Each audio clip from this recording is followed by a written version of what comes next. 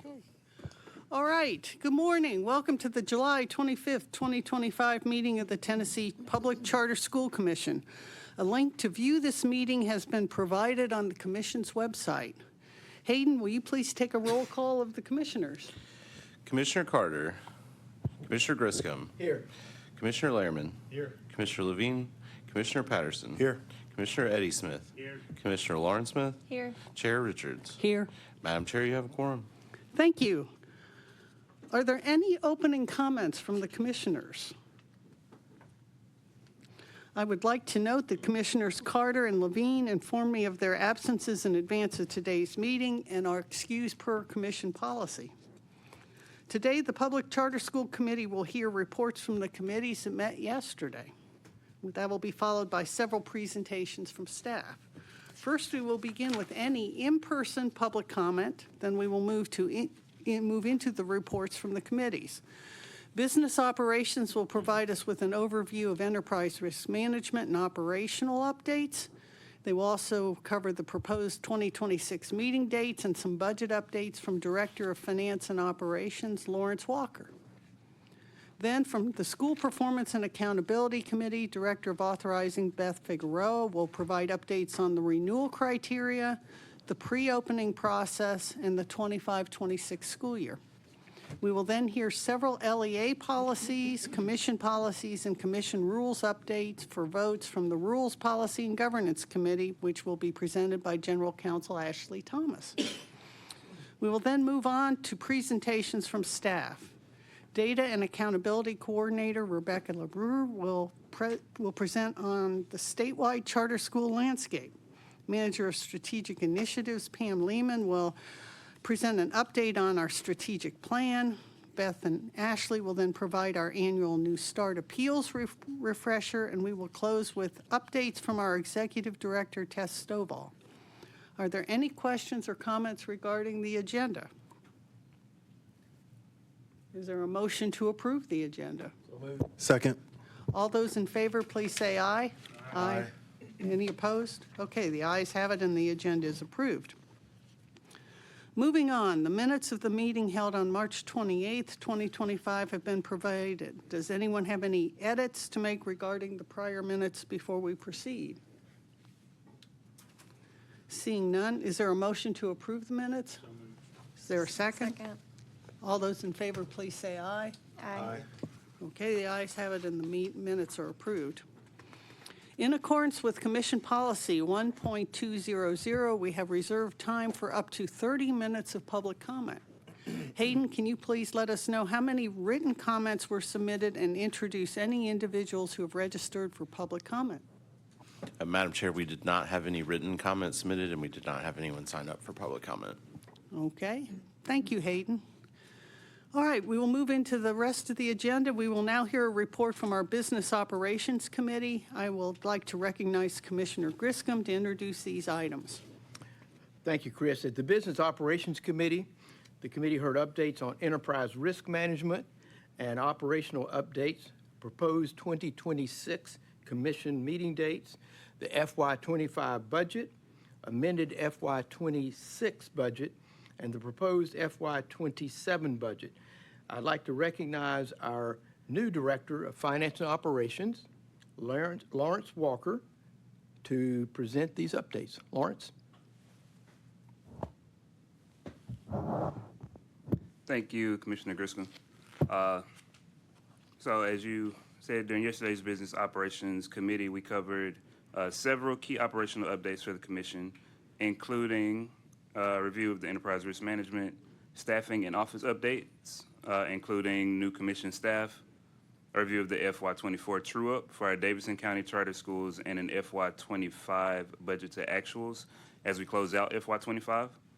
We also discussed several items that were approved by the committee for full consideration by the full committee today, and they include approval of the annual procurement of PowerSchool, which Commission uses as its student information system, approval of the 26 Commission meeting updates, meeting dates, approval of the amended FY26 budget, and approval of the preliminary FY27 budget. I'm happy to take any questions about any of those items.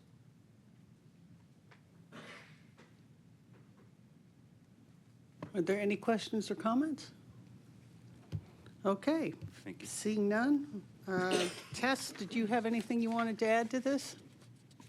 No, I just thank you again, Lawrence, for his first Business Operations Committee work. And also just thrilled that we have new staff members on board and really smooth transition. So exciting things ahead for the commission.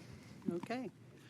Well, with that, do we have a motion for approval of the Power School procurement? So moved. Second? All those in favor, please say aye. Aye. Okay, is anybody opposed? Nope, the ayes have it. The procurement is approved. Do we have a motion for approval of the 2026 commission meeting dates? So moved.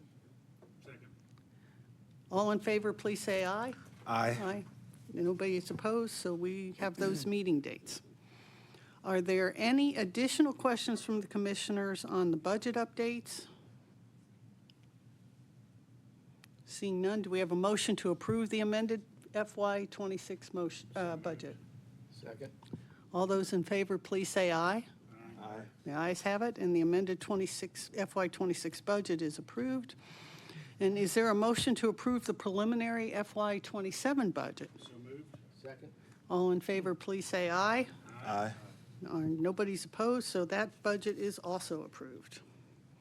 All right, the next item on our agenda today is a report from the School Performance and Accountability Committee. Commissioner Patterson, I'd like to recognize you to provide the report from the committee's meeting. Thank you, Chair Richards. The School Performance and Accountability Committee heard presentations on the renewal criteria, the pre-opening process, and a preview of the 25-26 school year. I'd like to recognize Beth Figueroa to present these items. I'm sorry, not Beth. I'm sorry, Maggie. Maggie. To present these items. Thank you. Maggie Lund, Deputy Director of Authorizing. I'll be providing the update today. At the School Performance and Accountability Committee meeting, we discussed the renewal criteria and updates to the School Performance Framework, which is Policy 3.700. Both are up on the agenda for approval today on final read. We also discussed updates for the 7 schools that we have going through the pre-opening process currently, and they'll be closing out that process within the next couple weeks. I also provided a preview for school year 25-26. We talked about all of the different schools in our portfolio, the 24 schools that we are now up to, and we talked through accountability data release timelines, governing board engagement, and adjustments that we're making to our performance review letters. I'll take any questions at this time. Any questions for Maggie? Okay, seeing none. Commissioner Patterson and Maggie, thank you for your hard work on these. And we will go on to the Rules, Policy, and Governance Committee report, where we will actually do the approval of many of the things that were discussed in the School Performance Committee. So I would like to recognize Commissioner Lauren Smith for this item. Thank you, Chair Richards.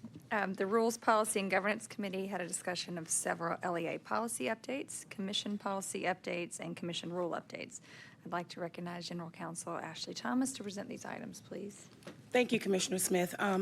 As you stated in yesterday's committee meeting, we began by discussing several LEA policy updates that were the result of legislative changes, as well as an internal review of our business practices. Just to sort of recap, we propose repealing our financial records policy based on updating statute. It alleviates an administrative burden on our schools. We introduced a new policy related to the prohibition of wireless communication devices in the classroom, and then just several other updates to match statutory language updates. If there were additional questions on those policies, I can take those now. And I believe the recommendation from the committee was a vote on consent agenda for all the LEA policies. All right. Any questions from commissioners? Just so it's in our record here, could you share, Ash, a little bit more about the cell phone policy and what we'll be doing, just so there's a much broader knowledge of the actions we're taking and how they apply, please. Absolutely. So that policy is Policy 6301. It will require all of our charter schools to adopt a policy that prohibits the use of any wireless communication device during instructional time. Our policy does include the exceptions that were set forth in the law, as well as a requirement for our schools to publish that policy on their website. If there's no other questions, do we have a motion to adopt LEA policy, the LEA policy consent agenda on first and final reading? Second. All those in favor, please say aye. Aye. Opposed, no. Great, the ayes have it. The consent agenda is, oh, that's, you did this part. You're doing fine. Keep going. Just taking over. I'm just Sorry, Chris. go. You were, all right, it's approved. All right. Obviously, Sorry, an Chris, improvement. you're out. All right, well, keep going. We have one other item on final reading from our March meeting. Ashley, you're recognized. Thank you, Commissioner Smith. This policy was LEA Policy 1801, which dealt with special education. Between first and final reading, we did update a little bit of the language after conversation with some of our stakeholders. We definitely appreciate their input. We updated language regarding the commission's involvement and responsibility as it relates to providing a continuum of services. Again, this just really clarifies our role as part of that IEP team decision, particularly when we're thinking about external placements of our students. The policy sets forth that this is a rare occurrence, that it's on a case-by-case basis, and the feedback we got was really positive on those changes. Do we have any questions on this item?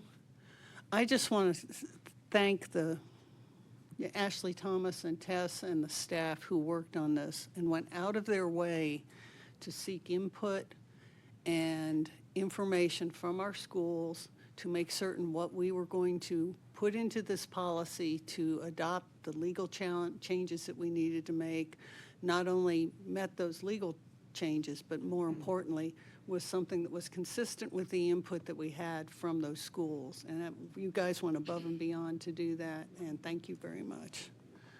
So on that note, do we have a motion to adopt LEA Policy 1801 on final reading? So moved. Second. All those in favor say aye.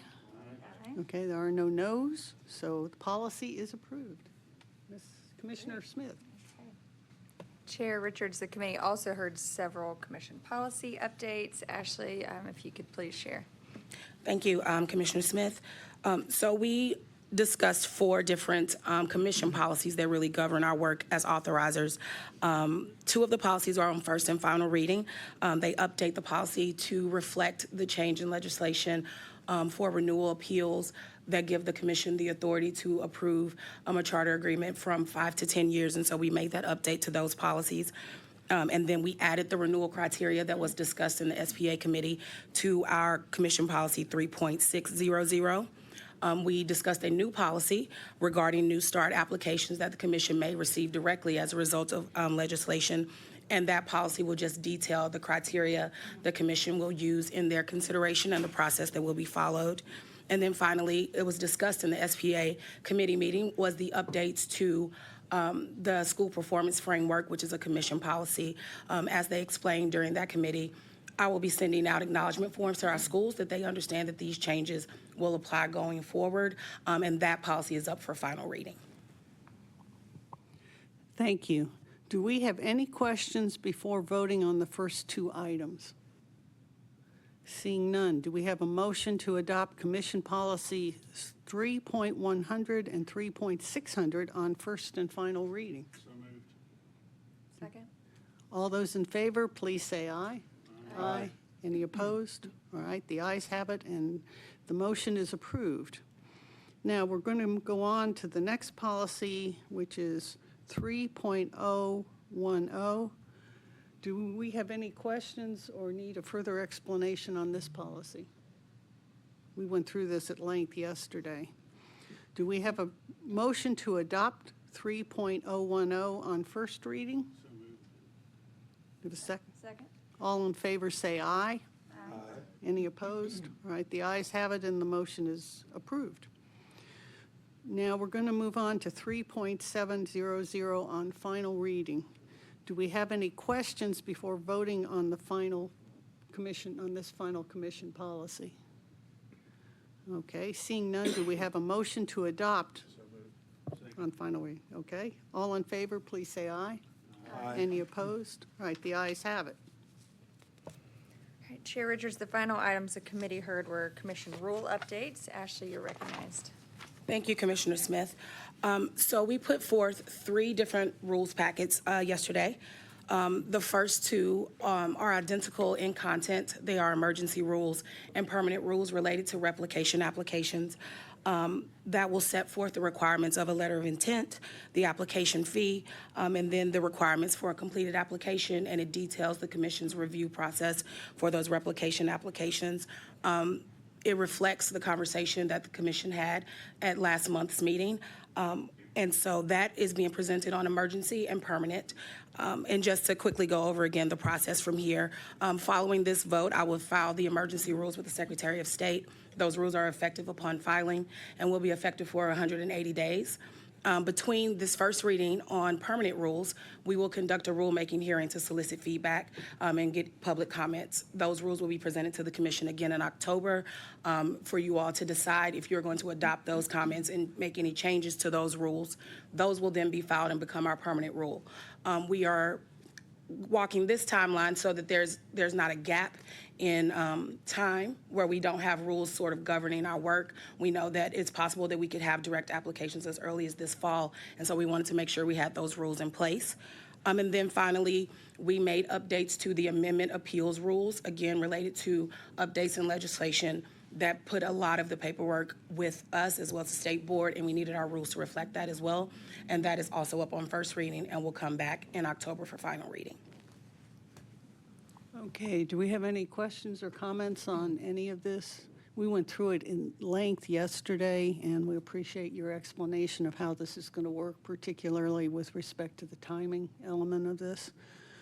So, do we have a motion to adopt Emergency Commission Rule 1185-01-04 on first and final reading? Do we have? Okay, all rules votes must be by roll call. So Hayden, would you please call the roll? Commissioner Carter, Commissioner Griscom. Aye. Commissioner Lehrman. Aye. Commissioner Levine, Commissioner Patterson, Yes. Commissioner Eddie Smith. Aye. Commissioner Lauren Smith. Aye. Chair Richards. Aye. Madam Chair, you have 6 ayes. All right, thank you. The motion is approved. All right, we're going to move on to the next item. Are there any questions or comments? If not, do we have a motion to adopt Permanent Commission Rule 1185-01-04 on first reading? So moved. Do we have a second? Second. Hayden, would you please call the roll? Commissioner Carter, Commissioner Griscom. Aye. Commissioner Lehrman. Aye. Commissioner Levine, Commissioner Patterson, Yes. Commissioner Eddie Smith. Yes. Commissioner Lauren Smith. Aye. Chair Richards. Aye. Madam Chair, you have 6 ayes. Thank you. The motion is approved. Do we have any questions or comments before voting on the final item? Motion to approve 1185-01-04. Thank you. Dash 01 dash 0, 2 01s in there. Okay. This is on first reading. Yes. Okay. Do we have a second? Second. Hayden, would you please call the roll? Commissioner Carter, Commissioner Griscom. Aye. Commissioner Lehrman. Aye. Commissioner Levine, Commissioner Patterson. Yes. Commissioner Eddie Smith. Commissioner Lauren Smith. Aye. Chair Richards. Aye. Madam Chair, you have 6 ayes. Thank you. The motion is approved. Well, okay. All right. For us. Yes, sir. Just to give you a break before we move on, and Tess, this is more just some things I want you to make sure to communicate to anybody who, as we go into the appeal season and all of that, one of the questions that I'm going to start asking, and I want to make sure every applicant that comes before us is very clear, is are they, if they're bringing and saying they're going to open in this school year, whatever school year, I want to know their confidence level. because that has been something that's been kind of a very fluid thing with a lot of the applicants. So I'm going to start honing in to make sure that they are ready to go if they are given that approval. I know it's not a rule, but it's something that I'm going to start honing in on for all of our applicants. Thank you.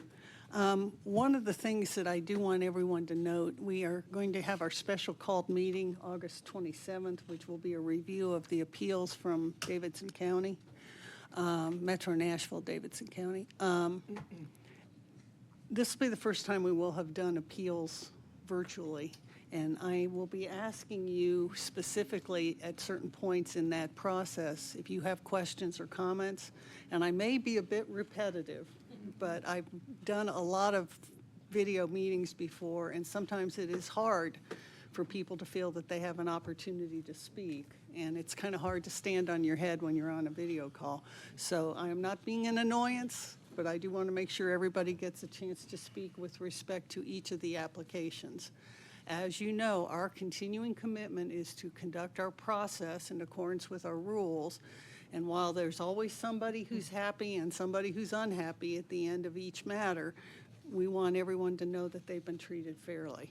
So I will bend over backwards on this video call to make sure that happens, and I'm not being redundant. So before we go on to the next matter, I just want to thank everyone for their hard work on all the committees. This was a fair amount of work, and we needed to get it done with the legislation that passed to be in accordance with the new law. So thank you very much for doing that. And we're going to move on to the next item on our agenda, which is a look at the charter school landscape and the 24-25 TCAP results from Data and Accountability Coordinator Rebecca. Rebecca, you're recognized. Thank you, Chair Richards. Good morning. My name is Rebecca Ladebor. I serve as the Data and Accountability Coordinator. Today, I will be presenting our annual charter landscape presentation about the charter outcomes across the state, answering questions: who attends charter schools in Tennessee, and how do charter schools compare to other public schools? Then I'll be providing an update, a preview on the commission-specific outcomes from school year 24-25. As you all are aware, all charter schools in Tennessee are public schools. They are operated by independent, nonprofit governing bodies. And Tennessee charter schools are held to and measured against the same standards and metrics as other public schools. We are going to start by reviewing a few key terms. We're going to be talking about different classifications of districts during this presentation. First, we'll be talking about geographical and non-geographical districts. A geographic district is one that has actual geographical boundaries. For example, Hamilton County. Then we have our non-geographic districts. This would be like the commission. So for a school in a non-geographic district, they have a resident district. This is the geographic district in which they reside, but they are authorized by the non-geographic district. For example, Libertas School of Memphis, surprisingly, is in Memphis. So its resident district is Memphis-Shelby County Schools. But they are authorized by the commission, so we are their non-geographic district. Additionally, we are going to be talking about subgroups. Subgroups are specific classifications of students. Students may be represented in multiple subgroups. We will be talking about the 4 that are represented in our school performance framework. This includes Black, Hispanic, and Native American, economically disadvantaged, English learners, and students with disabilities. And it would not be a data presentation without some context. So, most of the data that we are going to be talking about today is publicly available from the Tennessee Department of Education. We also submitted a data request to the department, which they granted, and we are very appreciative of that partnership. So we're going to have some slightly cleaner data to look at for school year 23-24. Additionally, enrollment data is a snapshot. Enrollment changes over the course of the year. So when we talk about enrollment, we are going to be talking about the October 1 measure. This is the standard measure that is used across the department. And just like in previous years, this data is lagged. So we are going to be talking about school year 23-24, not 24-25, and not the upcoming school year.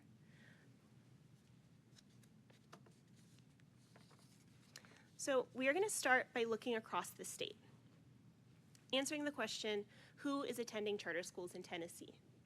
About 4.5% of students in public schools attend a public charter school in Tennessee. Now, if we zoom in a little bit more narrow and think about just the geographic districts that have a charter school in them, we're looking at just about 15% of those public school students are in a charter school. This is similar to last year and similar to the year before. We may see a slight fluctuation up or down, but generally, these percentages have stayed consistent. So now we are going to look a little bit more narrow and looking at the district data. So I want to start by orienting you to the slide. We have two tables here. The top table represents our geographic districts. Our bottom table represents our non-geographic districts. In the top table, you will see a row that names the number of schools authorized by that geographic district. Then you will see the percentage of students enrolled in that district that attend a charter school. And then the third row represents the percent of students in that district who attend a charter school authorized by that district or by a non-geographic district. So for example, we have a KIPP school that is, the resident district is Metro Nashville Public Schools. They are authorized by us. A child that attends our KIPP school in Nashville is represented in the third row, but not in the second row. Then underneath, you will see our non-geographic districts, the Commission and the Achievement School District.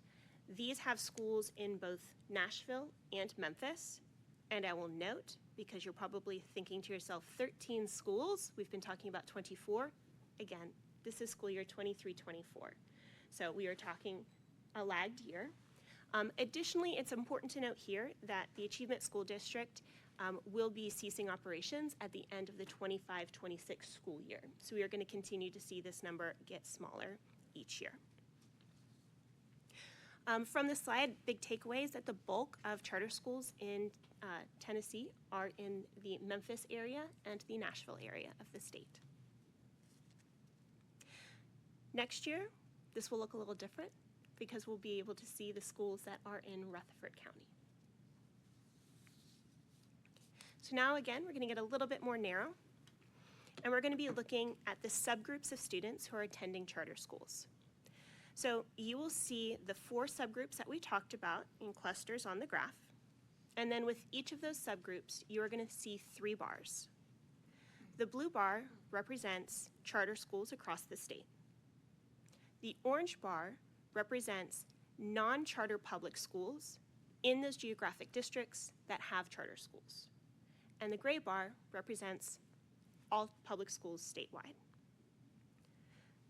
As you can see, charter schools serve a greater percentage of the BHN and economically disadvantaged subgroups compared to the resident districts and the state. When we look at English learners and students with disabilities, that has a little bit more variation. While there have been some slight fluctuations, this remains similar to what we have seen, except there has been a decrease across the board with economically disadvantaged. A lot of this, I believe, has to do with how those students are classified.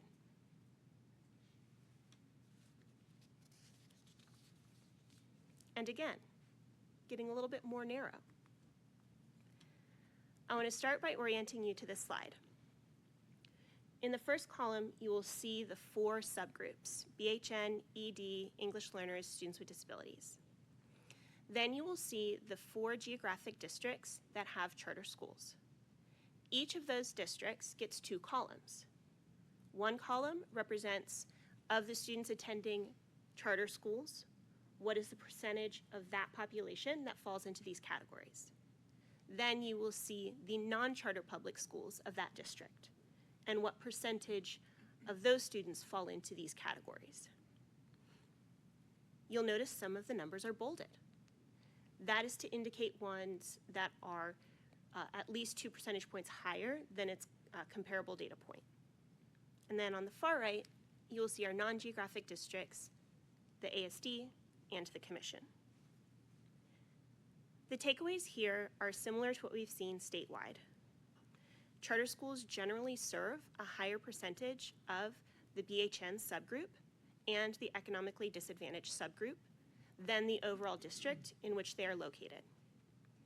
And then we see more mixed results when we are looking at students with disabilities and English learners. In terms of changes year over year, not too many. The trends have been similar. I think the biggest change here is with the Commission and our growing portfolio. We have also seen an increase in our percentage of students with disabilities. So now we know who attends charter schools in Tennessee. The next question we want to address is, how do these charter schools compare to other public schools? So as usual, some context. I want to remind everyone that this is statewide charter schools, not just Commission. This is statewide charter schools. We are going to be looking at 4 years of data, 1 year prior to the pandemic, and then the 3 most recent publicly available years. Additionally, in alignment with previous versions of the landscape, the Achievement School District is not included in this. They are turnaround nature, and they are working on sunsetting.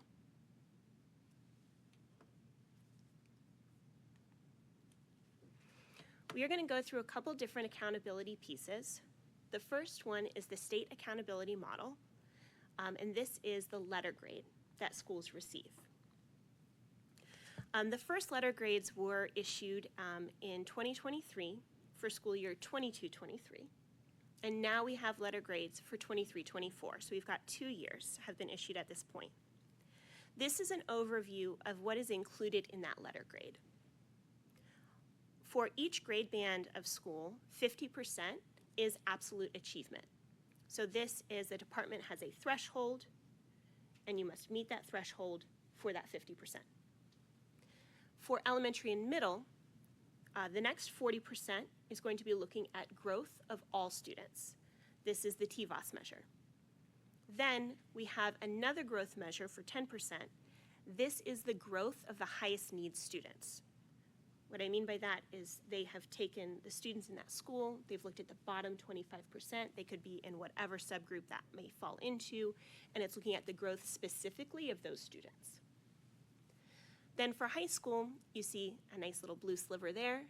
That is college and career readiness. In order to count as college and career ready, a student must earn a certain ACT score or have an industry credential or have completed a certain number of early post-secondary options or EPSOs. So now that you know what goes into it, let's look at those outcomes. This is a comparison of non-charter public schools in geographic districts that have charter schools and charter schools across the state. I want to start by orienting you to the slide. On the left, you are going to see the non-charter public schools within those districts. On the right, you are going to see charter schools. There are 5 letter grades.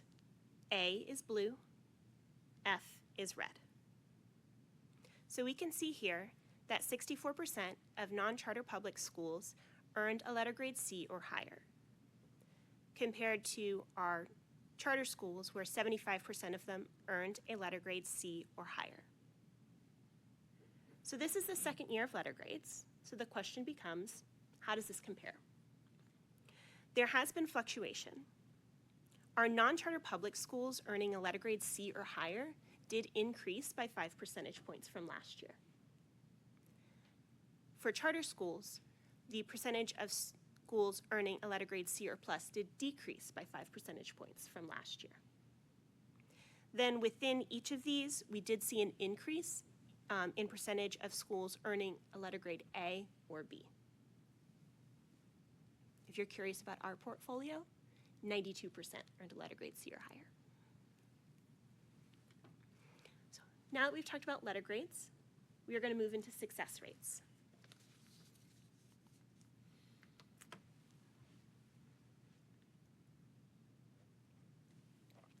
So, a success rate, often referred to as a proficiency rate, talks about the top 2 performance levels for TCAP. So TCAP has the 4 performance level below, approaching, met, and exceeded. Success rate and proficiency rate are those top 2. Different accountability models calculate this differently. Some of them are all the subjects together, just ELA and math. For our purposes, we are looking at just ELA and just math and the accountable grade levels. So that's grades 3 through 12.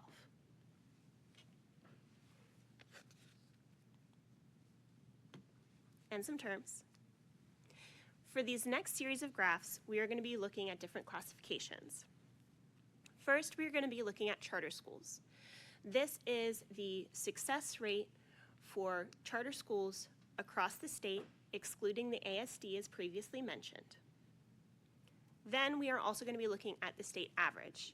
This is the success rate of all students in Tennessee attending a public school, regardless of the type. Then we are going to be looking at districts with charter schools, their success rate, and this is going to be the success rate of all public schools, no matter the type. And again, I do want to say again how much I appreciate the department allowing us the data request, because the school year 23-24 data is the cleanest that we've had so far, which is really exciting. Okay. Before we dive in to the graphs, big takeaways here, and you will see this at play. The state averages for success rate are mostly greater than both the resident districts and charter schools. Then when we start to look at the success rate by subgroup, we are going to see more variation. We will see charter schools performing at or above the resident districts for the most part.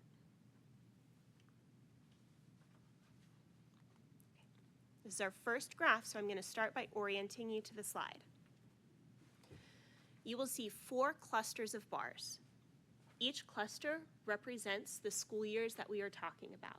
The far left being the school year prior to the pandemic, the far right being the most recently publicly available year, 23-24.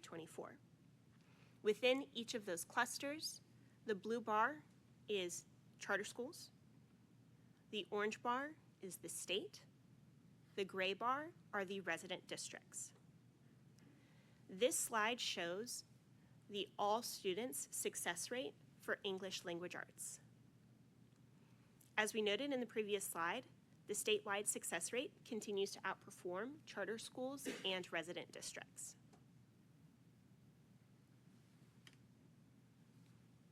Now I am going to move to the next slide. It does look similar, but now we're going to be talking about my favorite subject, math. So again, we have the 4 clusters of bars for each year represented. Within each cluster, blue is charter, orange is state, and gray is district. Similarly, we see the state outperforming both those resident districts and the charter schools.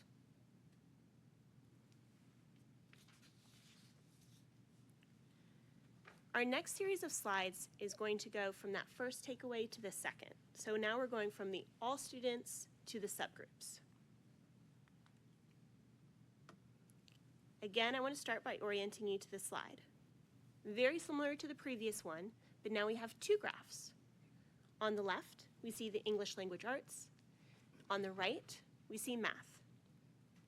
Again, each of these graphs has 4 clusters of bar for the 4 years.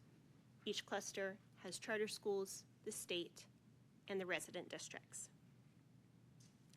This is the first subgroup that we will be digging into, and this is English learners.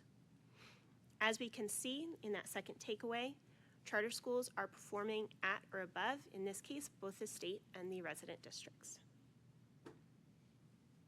I'll also note, while the bars look like the same size, these are 2 separate graphs. So please note, only compare within one graph. Do not compare across graphs.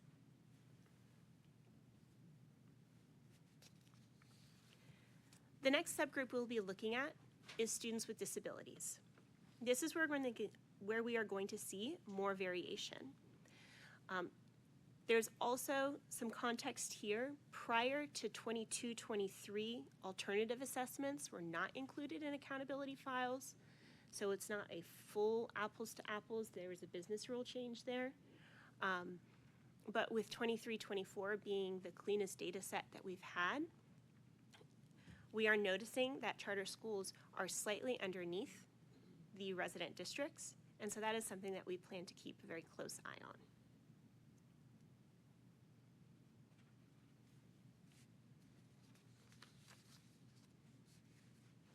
Our next slide is for students who are economically disadvantaged.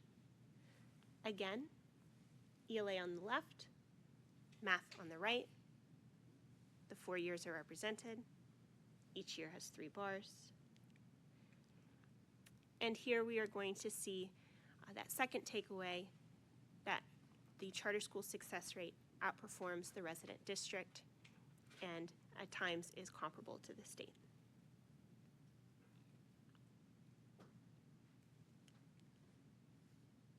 And in our final subgroup, Black, Hispanic, and Native American, again, we see English language arts on the right, the left, math on the right, charter schools represented in the blue bar, and much like the other subgroup slides, we see the charter schools performing at or above the success rates of the resident district. That concludes the achievement portion. We are going to be moving into growth next. May I ask a question now, or? Absolutely.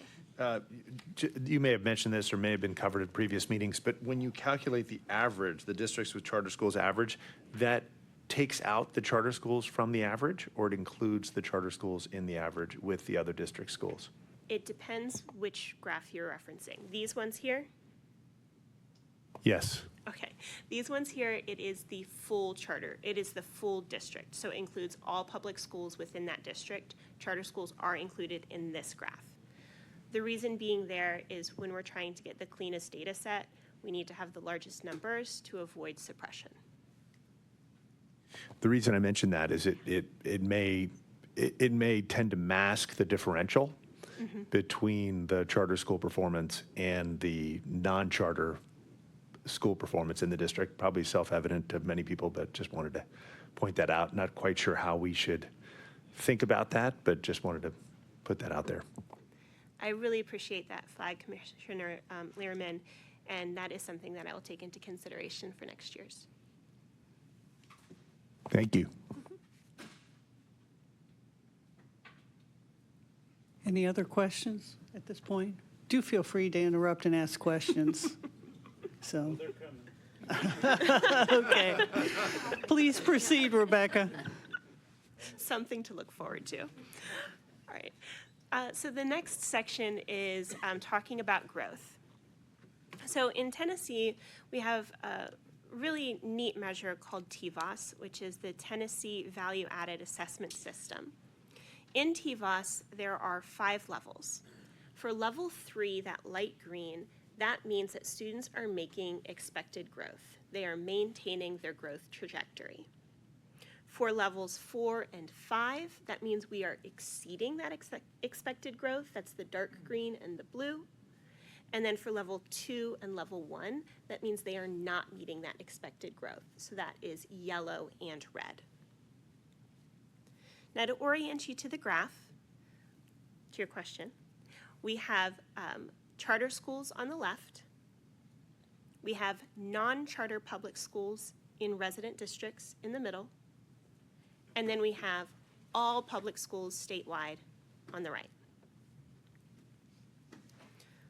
Blue represents that level 5, the exceeded growth. The variations of green are either met or exceeding growth. The yellow and the red are not meeting that expected growth. So as we can see, 79% of charter schools met or exceeded the growth expectations for school year 23-24. This is compared to 68% for the districts and 62% for the state. I will also note that over half of the charter schools achieved a level 5, which is significantly more growth than expected. In comparison to previous years, we are seeing a smaller percentage achieving a level 3 or higher across the board. These numbers are down from 92%, 83%, and 84%. The question becomes why? Well, if you think about the years leading into that growth, I feel like this is more adjusting to the norm post-pandemic. That is a Leideborg theory. You can take it or leave it.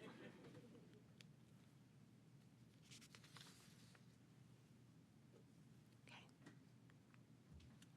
Now that is the statewide charter landscape portion of this presentation. The next bit is going to focus just on preview and commission schools. So I'm going to pause here if there are any questions. Great. Anybody have any questions at this point? Because it is the natural breaking point before we go on. Okay, please. Fantastic. So again, we are shifting focus here. We are no longer looking statewide. We are just looking at the commission's portfolio. We are also shifting school years. We are going from the complete data set of 23-24, shifting to 24-25. This is a preview. These are estimates. This is assessment files. This is not final. They're laughing because this is me in every meeting about these numbers. Yes, we're like, "Oh, Rebecca, give us the data." She's like, "But it's estimates." I'm like, "Okay." So, with all of that in mind, we're going to look. This is the estimated proficiency for commission schools, our 16 schools that tested last year. You'll notice 16 out 17 because one of our schools hasn't quite hit to 3rd grade yet. They will this year, which is exciting. And this is in comparison to the statewide assessment files, that estimate.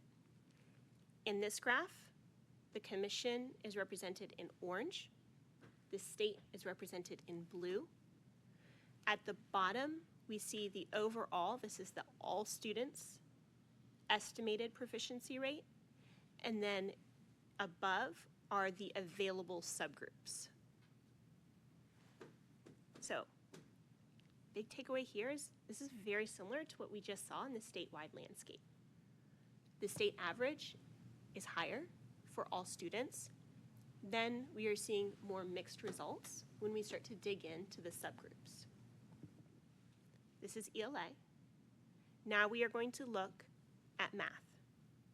Again, this is the estimate from school year 24-25 of just commissioned charter schools in comparison to the state as an estimate.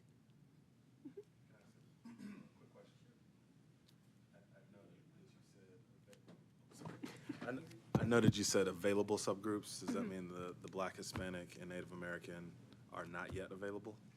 So in the source that I pulled this from, which was the TCAP dashboard, they had each subgroup broken out. So they had Black, Hispanic, Asian, Native. They did not have it rolled up in BHN. And there are some specific business rules that apply to determine who falls into what category. The short answer is it was not available. Okay. But it will It will be. come. We just don't have it in the available data set that has been released at this point. Okay, thank you. Correct.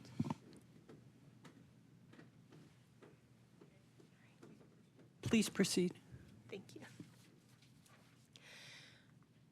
This is an exciting trend that we've noticed, and this is something that we've noticed both in our time and model cohort analyses that we've done, as well as what we've seen in the landscape. And this looks at the growth from 23-24 to 24-25. And in this graph, on the left, we've got English language arts. On the right, we have math. The commission schools are represented in blue. The statewide is represented in orange. And this is the increase in percentage points in success rate. So our schools, their success rate from 23-24 to this estimate for 24-25 increased over 3 percentage points in both of these subject areas, which exceeded the growth that we saw statewide.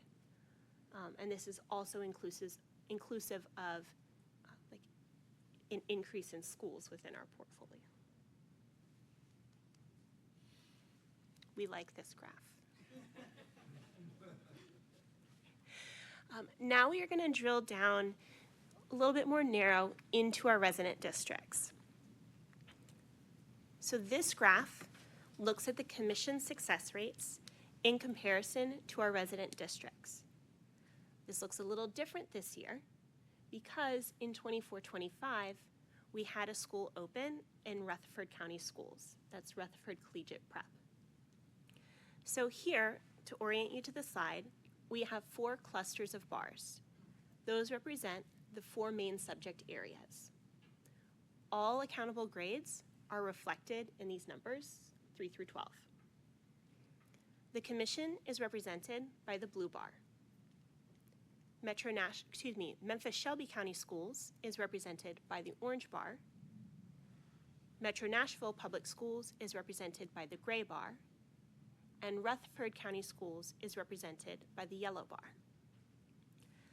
The bulk of our portfolio is in Memphis and Nashville, and then we have our 1 school in Rutherford.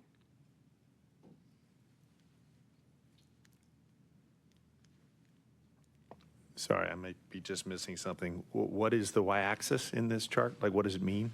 What's the percent mean? That is going to be the success rate. So Success rate, okay, thank you.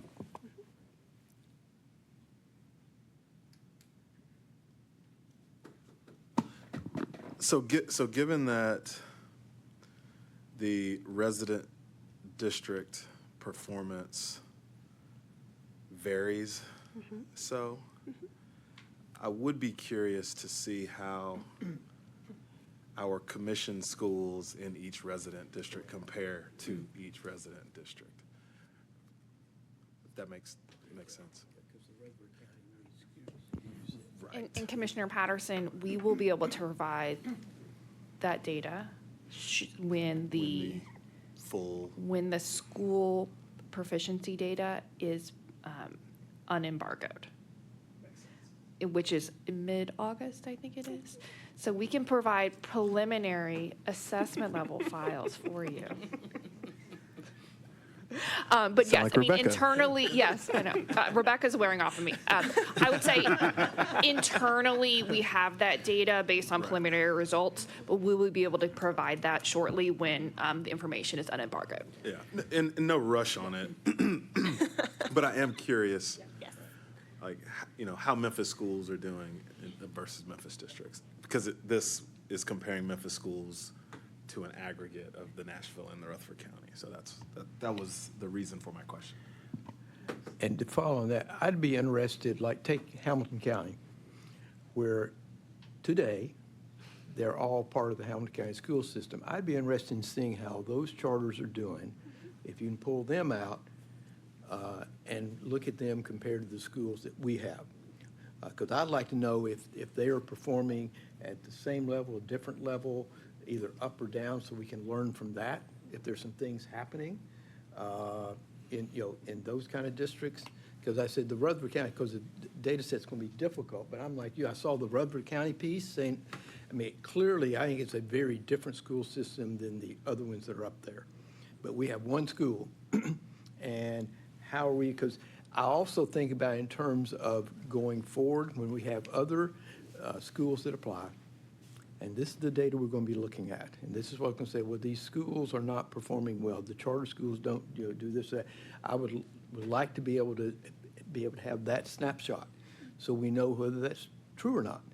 Or so that we're comparing, districts, and I don't know, you know how to do this. I'm an English major, so I'm just being honest about it. We are all math people. But I think it'd be useful to have that kind of information as we look ahead where I think we're heading. I agree, Chairman Griscom, and I do think I'll be eager to see the Rutherford County, because Rutherford County does have 2 charter schools that they authorized that also opened last year. And so it will be a small population to start, but it will be interesting to watch that trend over time to see both how the 3 schools do compared to the district, compared to our own district, et cetera. And so I know Rebecca and I are eager to dig into that data once it's available, but appreciate that we'll provide a larger statewide landscape as well. So I've got some questions, but I want to give Ashley time to either write her resignation or prepare for the next lawsuit that I may be getting ready to open us up to. All right, so looking at this data, here's my first question. I'm just going to take Metro Nashville for a second. When I look at some of this data and I see that our schools' growth rates are significantly higher, these numbers are kind of staying average. Is this taking into account what, for lack of a better term, what Metro Nashville is offloading of their student populations that are now going into charter schools that they're not authorizing, that are coming to us, but it's skewing their data so that their rates are a little bit higher than they would have been had those subgroups stayed in that data pool if they had not denied the charter school. So I'm trying to look at, are the schools that we've been authorizing improving students at a much faster rate than they would have been in the traditional school system, that where we know we've got data for years of where it was failing and failing and failing, kids were just being passed on, compared to what we're seeing now? And does that, at the end of the day, go back to what we've all said in front of the legislature, which is we don't want to approve like for like. We want higher performing schools so that we're seeing greater success for students. I'm just wanting to make sure some of that is calculated into some of this data that we're seeing to make sure that we're looking at true apples to apples, because, you know, Mark Twain said it best, there's lies, damn lies, and statistics.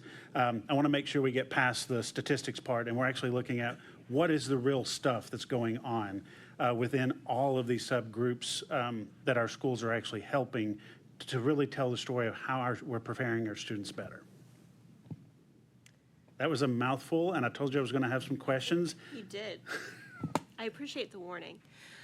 So I want to start by coming back to this slide. I think one thing that we have continued to see is that student growth accelerates in charter schools, and that's exciting. To your question around offloading, it's interesting because it's often an argument that's used in reverse. And we can't answer that yet because this and is, if you go back to very way back, so way back. And the reason why I'm asking that is when I look at all the subgroups and how our percentages are vastly higher than the resident district, that's where my question, that's where that started to come in, is are some of these districts offloading more difficult students in those subgroups to charter schools, but then offloading the charter schools to us?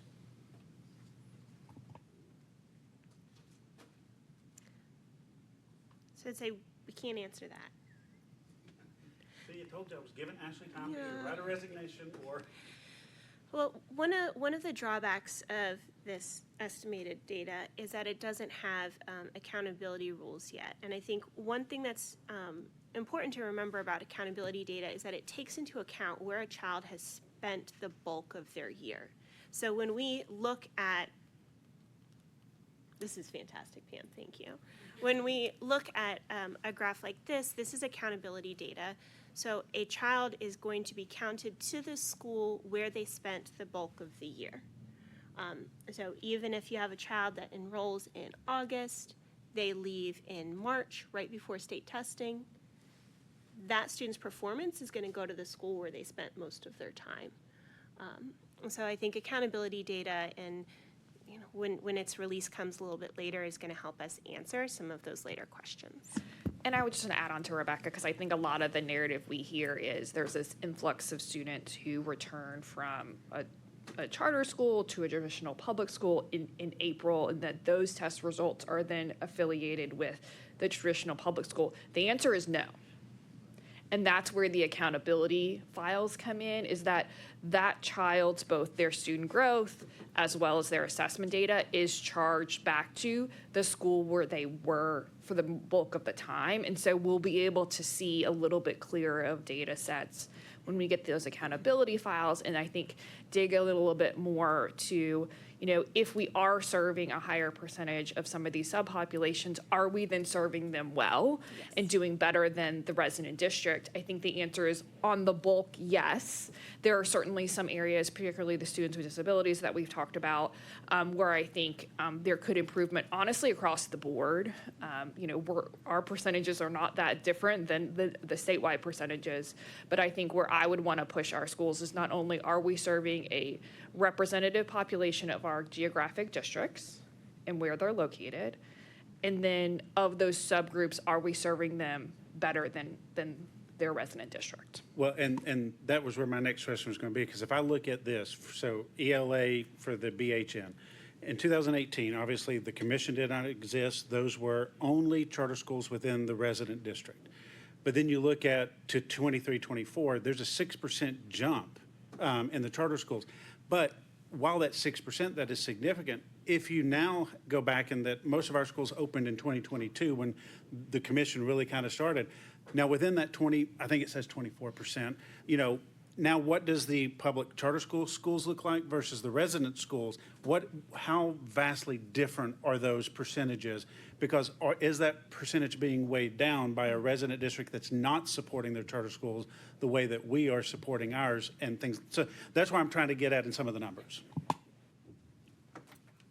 Can I ask a question? Yes, ma'am. I think this has already been asked, but I was envisioning, can you do all in a all students in a geographic district, and then kind of pull out, say, MNPS operated schools, like charter schools authorized by MNPS, and then charter schools authorized by us, because then that you'd kind of see a snapshot of everything, and then who's managing each one. Does that make sense? I feel like that would So I'm hearing resident district, non-charter. Geographic, is that different? Yeah. No, I understand. Everybody within those geographic Metro bounds. Nashville Public Schools, non-charter Right. students. Metro Nashville Public Schools, charter students. Right. Commission Authorized. within charter. Metro Nashville Right. Public School boundaries, charter students. I think that could be really interesting in Nashville and Memphis, at least, to see. Yeah. It's a lot of data, but. Rebecca's fall is stacking Wide up. open. She said she liked math. We're giving her some. I love it deeply.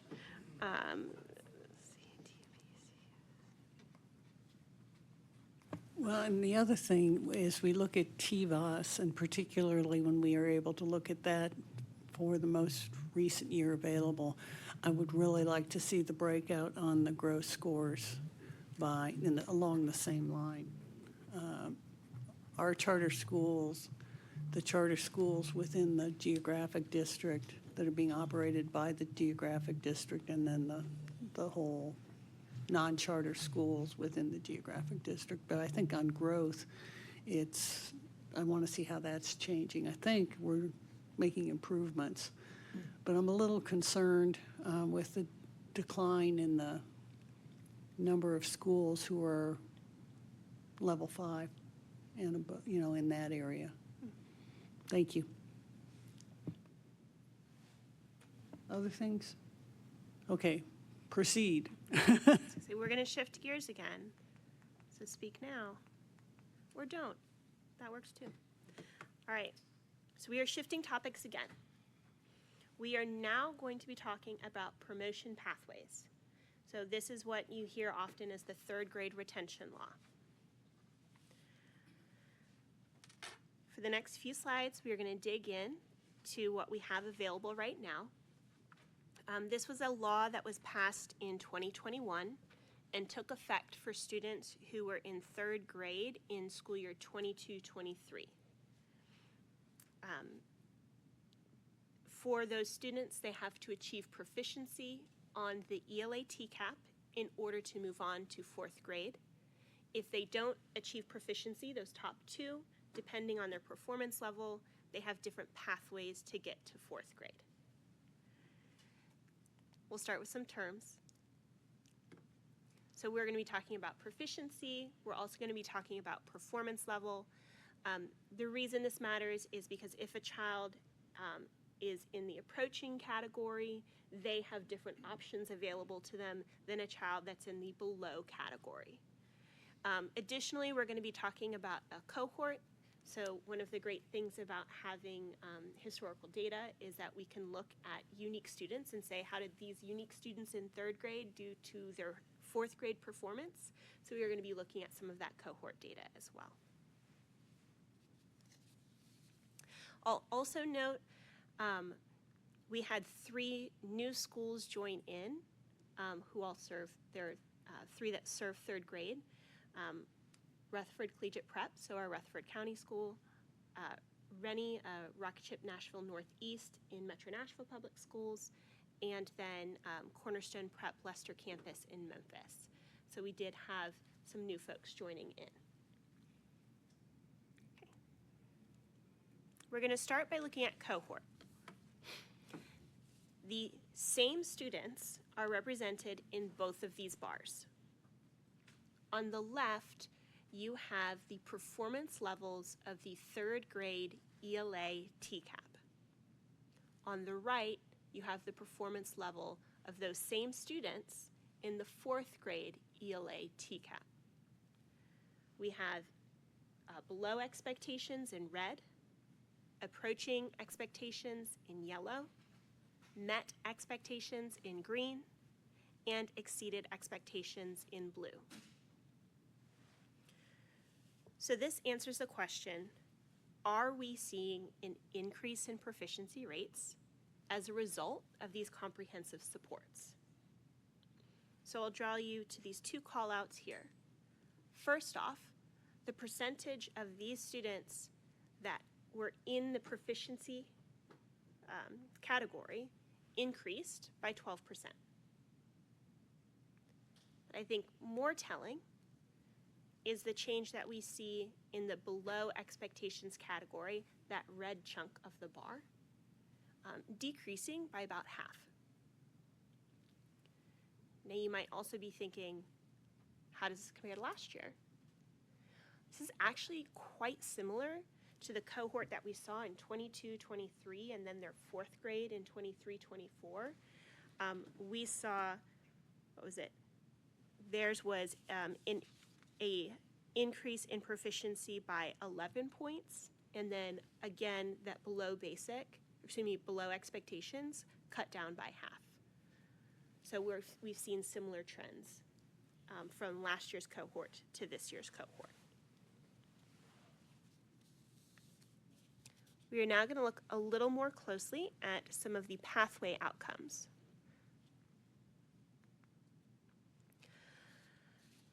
So for this section, we are going to be talking about students that in order to get from third grade to fourth grade had to receive tutoring, and with that tutoring had to meet adequate growth.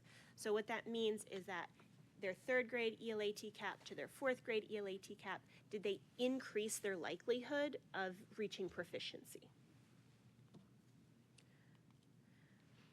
So about a quarter of fourth grade students in commissioned schools were promoted to fourth grade on this adequate growth pathway. It's a comparable percentage to the previous year. These are the students that had to meet adequate growth. Now for those students, 37% either met their adequate growth target or reached proficiency. 63% did not. So for that 37%, on to fifth grade. Congratulations. For that 63%, schools are currently hosting conferences with the family, with the teacher, to determine what's next. It could be that they go on to fifth grade on the conference committee pathway, where they will receive additional supports. It could be that the student stays in fourth grade. it also could be that the student is evaluated for additional supports otherwise. But I think the most important thing is people are coming together to determine what's best for that individual child. In comparison to last year, the numbers were flipped. So 60% of our students met adequate growth, 40% didn't, which is interesting. And if you drill down a little deeper, we did have the 3 new schools that I mentioned come on board. And so we saw some variation in our schools that were new to the portfolio and ones that were further along. Can I ask one question? How much of that growth target is subjective, like a teacher kind of signing off, and how much is like hard data of they scored something? The on adequate a growth target. Right, like as we're thinking about that 37% versus 63, and the fact that it flipped, I was just wondering, is there any subjectivity in determining? No. It is. It's a similar formula to what's done for an AMO target for a school's like accountability or a district accountability metric, but it takes that individual student score and says, in order to increase your probability of being proficient by this time, you must increase your score by this amount. So it is not subjective. Well, and, you know, I think one thing that we've got to keep in mind too is previous year, there were 70% of the students that were in this category. That dropped to 57%. So you're lowering the number of students that you can even move. So to see it flip would not be surprising to me because, I mean, you're not talking about thousands and thousands of students. You're talking a few hundred. So that doesn't bother me as much as wanting to drill down as on that 63%, which means if I start looking at the numbers as it gets smaller, there's a very small cohort of students. What is it that we're finding trends in that we need to really be addressing throughout the school year to help flip this around completely? That's one of the things that has been a struggle of mine on the statewide level for over a decade, is just nobody drilling down to say, how can we actually help the students that are coming in and making sure that teachers are prepared to teach some of these reading, writing, the core basics for the students that are presenting in front of them instead of what's just being taught in the classroom. And when we look at that, I'd like to ask the inverse of Commissioner Smith's question, which is, what do we know about what worked for the 37% who now met their growth target and reached proficiency? So that we know also, in addition to, you know, what are the factors that said no, they didn't meet it, but what are the ones that worked? Because that'll reflect back, I think, on how we approach this. At some point, we will be able to talk about school level data. And we have some really great lessons in that vein from some of our schools, who I would like to shout out, but I will not at this time. But I think one of the questions that we often get is, does the tutoring work? And the cool thing about this data set is that we actually have 2 different growth measures that we can look at. So we can look at students in 3rd grade to 4th grade who increased their performance level. And this is inclusive of students that may have gone from below expectations to approaching, or maybe they were met and they went to exceeded. And then the department provides us the adequate growth target for all students. So in this graph, we have 2 clusters of bars. On the left is going to be the percentage of students that increased their performance level. On the right, you are going to see the percentage of students that met their adequate growth target. The blue bar represents students who did not receive official additional supports. I say official because I know our schools and our school operators, and they do a lot for our students that may or may not be official and assigned. And then we have the orange bar, and these are the students that were required to receive additional tutoring. So in both of these available growth measures, we can see that the students that received tutoring had stronger outcomes. They were more likely to increase their performance level and more likely to meet their adequate growth target. Just trying to understand how to interpret these 2 charts in relationship to each other. Should we assume that one conclusion from these is that because the gap between the two charts on the right is fairly narrow, that the increase that's taking place in the performance is small? Or is that an unfair assumption? In other words, trying to understand, I mean, I'm all for tutoring, think tutoring works.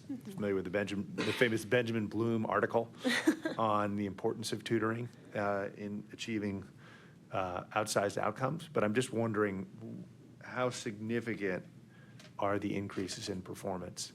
In other words, have you thought about measuring it on, is there some minimum threshold of increase that's meaningful?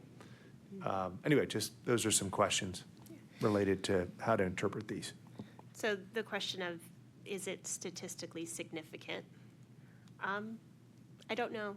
That's not something that I have available at this time.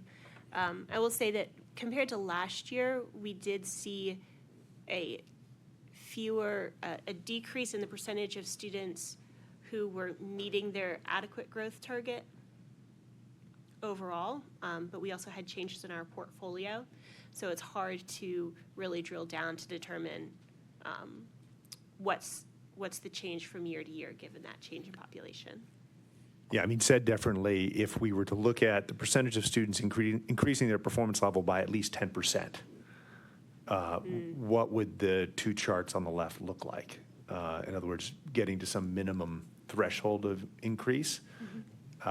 Again, it looks like it's working. I just want to have a better sense for how much is it working. And Tess, I'm going to ask this question so that Rebecca doesn't have a stroke over here. So one of the struggles that I've had for years is Ames Web, the STAR testing, all of that most schools employ throughout the year really don't help us look at, are the students learning the proficiency of what's being taught?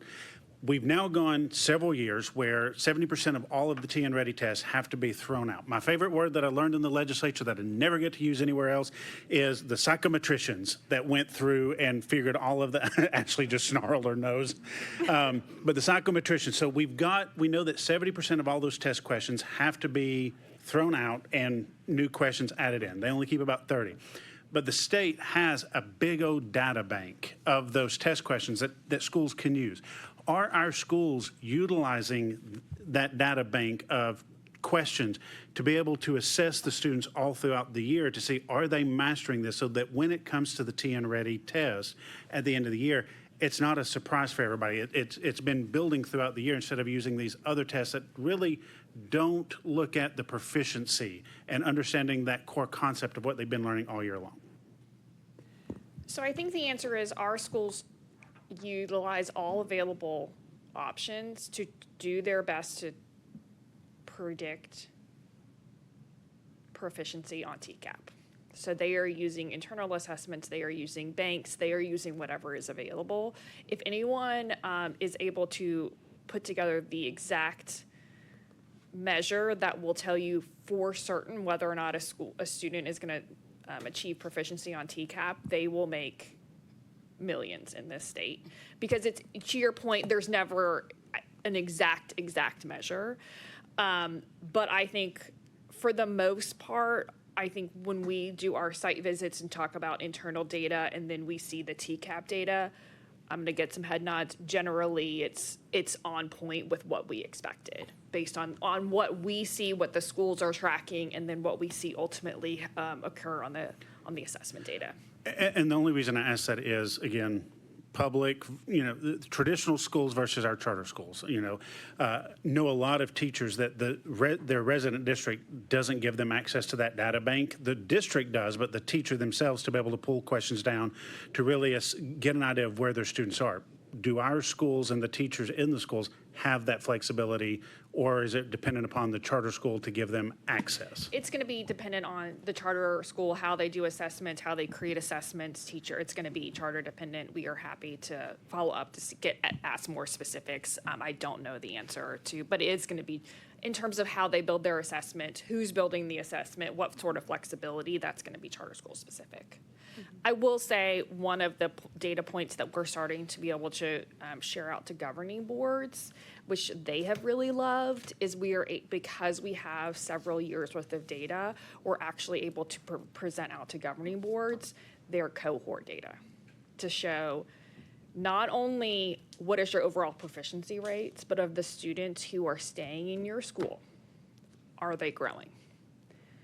And that's a real telling factor of, it kind of, we pull away the whole, well, we have new students every year, et cetera, and we can see the schools who are really growing their kids year after year, and we can see the schools where they probably need some additional focus because we're not seeing that growth in the student populations who are staying in their school.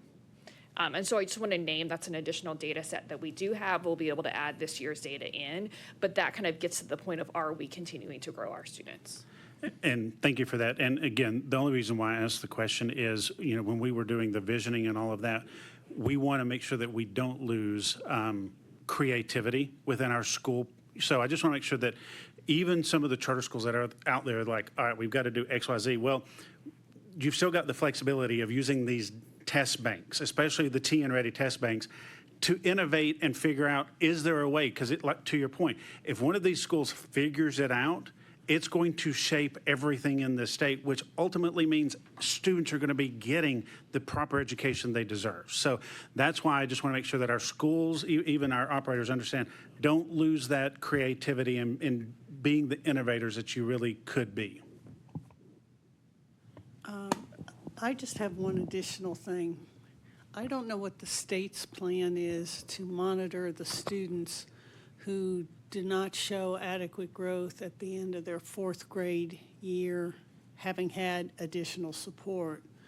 But I would like to make sure that at least with respect to our schools, we then proceed to monitor the outcomes for the students who take alternative paths, and are the students who stay in fourth grade at the end of their second fourth grade year showing a significant improvement? Are the students who are tutored, they move to fifth grade but are tutored, caught up by the end of that year? I really want to monitor what happens to these kids, because this is a huge percentage of the overall student population. And the whole purpose of the third grade testing was to not end up with students in middle and high school who can't perform basic functions like reading. Because as this goes on, you first learn to read and then you read to learn. And if these kids aren't caught, and which is what everybody was trying to do, was to make sure they could read, we need to understand. And I'd love to know, because I think we'll see differences between our schools. We'll see some things that were more effective from one school, and we can pass that learning on without respect for what the state's going to do, because they may have a different way of thinking about it and they have a much larger population. But if we can think about that as you go forward, I'd appreciate it.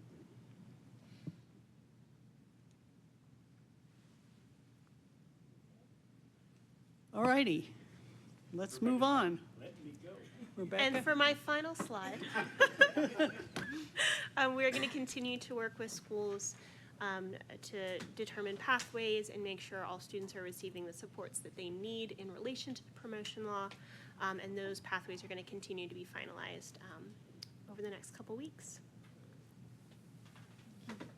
Yes, sir. This was great, really helpful presentation. One question I have is whether we've ever tracked or whether we have statistics on teacher retention as it relates to school performance or even specific grade performance.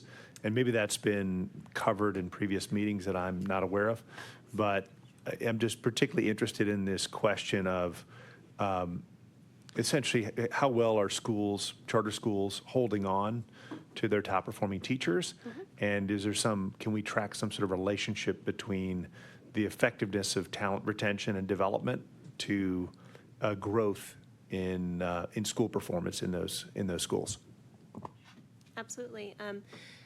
I have some that I can share with you at a later point, because per the conversation from Dr. Lund yesterday, we did have a teacher retention rate indicator in the school performance framework.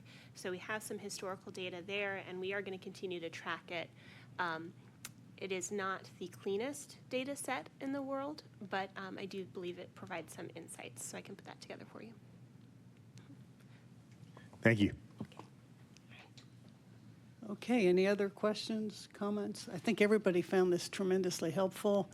We accept your caveat that some of this is estimated, and we will continue to look forward to additional information as this becomes finalized. But we appreciate, this is a tremendous amount of work, but we all know that you can't manage what you don't measure. So thank you for your help in helping us understand what we're measuring and what we're trying to do. So thank you very much. Thank you. Appreciate your time. Okay. Good job. You're released. All right, we will move on to our update on our strategic plan from Manager of Strategic Initiatives, Pam Lehman. Pam, you have the floor. Thank you, Chair Richards. In the March meeting last quarter, the Commission adopted a strategic plan that will guide our work for the next 3 years. And this update is just going to outline progress made toward our 4 strategic priorities. So starting with strategic priority number 1, high-quality charter schools.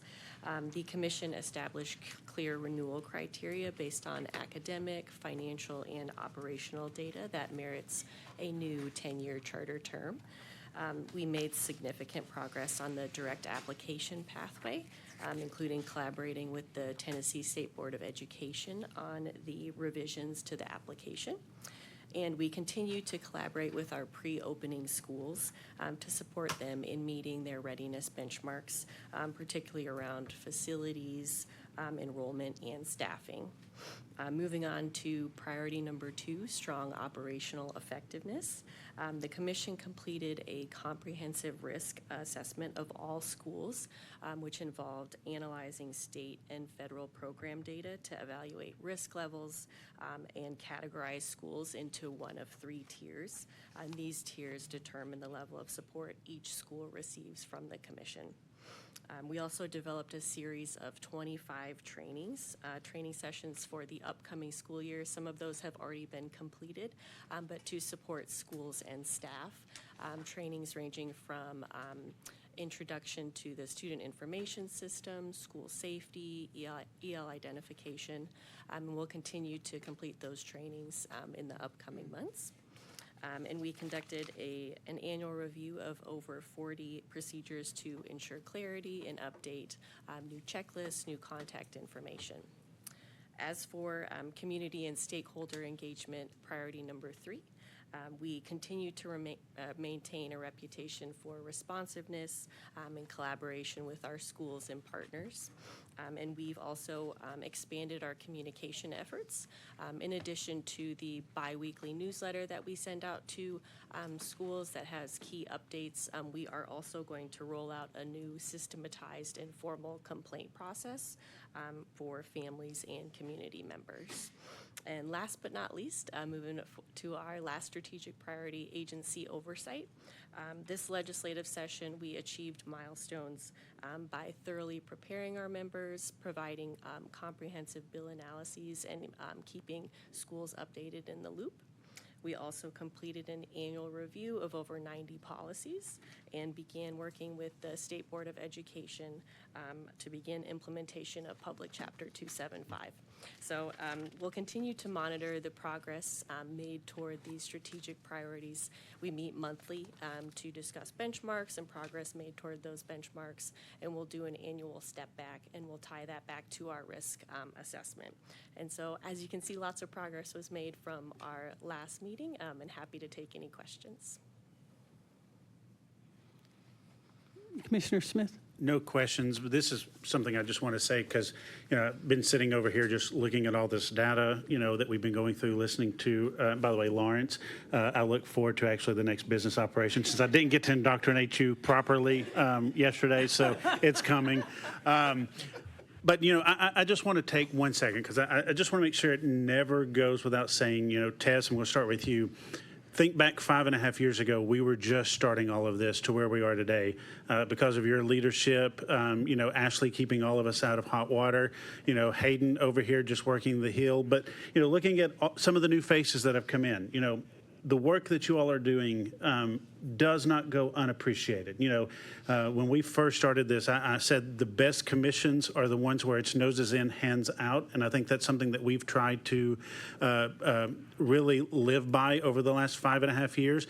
We want to know what's going on, but we trust Tess to lead this team. And looking at the team that she's been able to assemble, even though some faces have changed, just the fact that you all are as high quality as you are, that you care deeply, not just about this work, but about the kids of this state that we're serving. I just want to say thank you. I see one of our charter commissioners over there trying to sneak out the back door over here, sitting. I see you over there. He's like ready for lunch. But no, just thank you all so much for everything that you do. Tess, thank you for how you lead this team. Thank you for what you've done.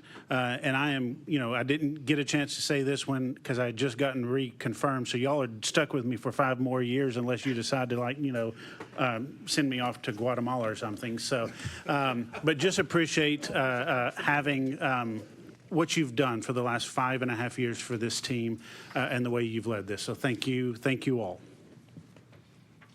Okay, we all join in that comment. I mean, that's what makes this possible, is the way you all do your work and think about things, so we appreciate that. And we appreciate the update on the strategic plan, and if there aren't any other comments, we're going to go over an overview of the New Start appeals process and a preview of our work over the next few months from Director of Authorizing Beth Figueroa and General Counsel Ashley Thomas.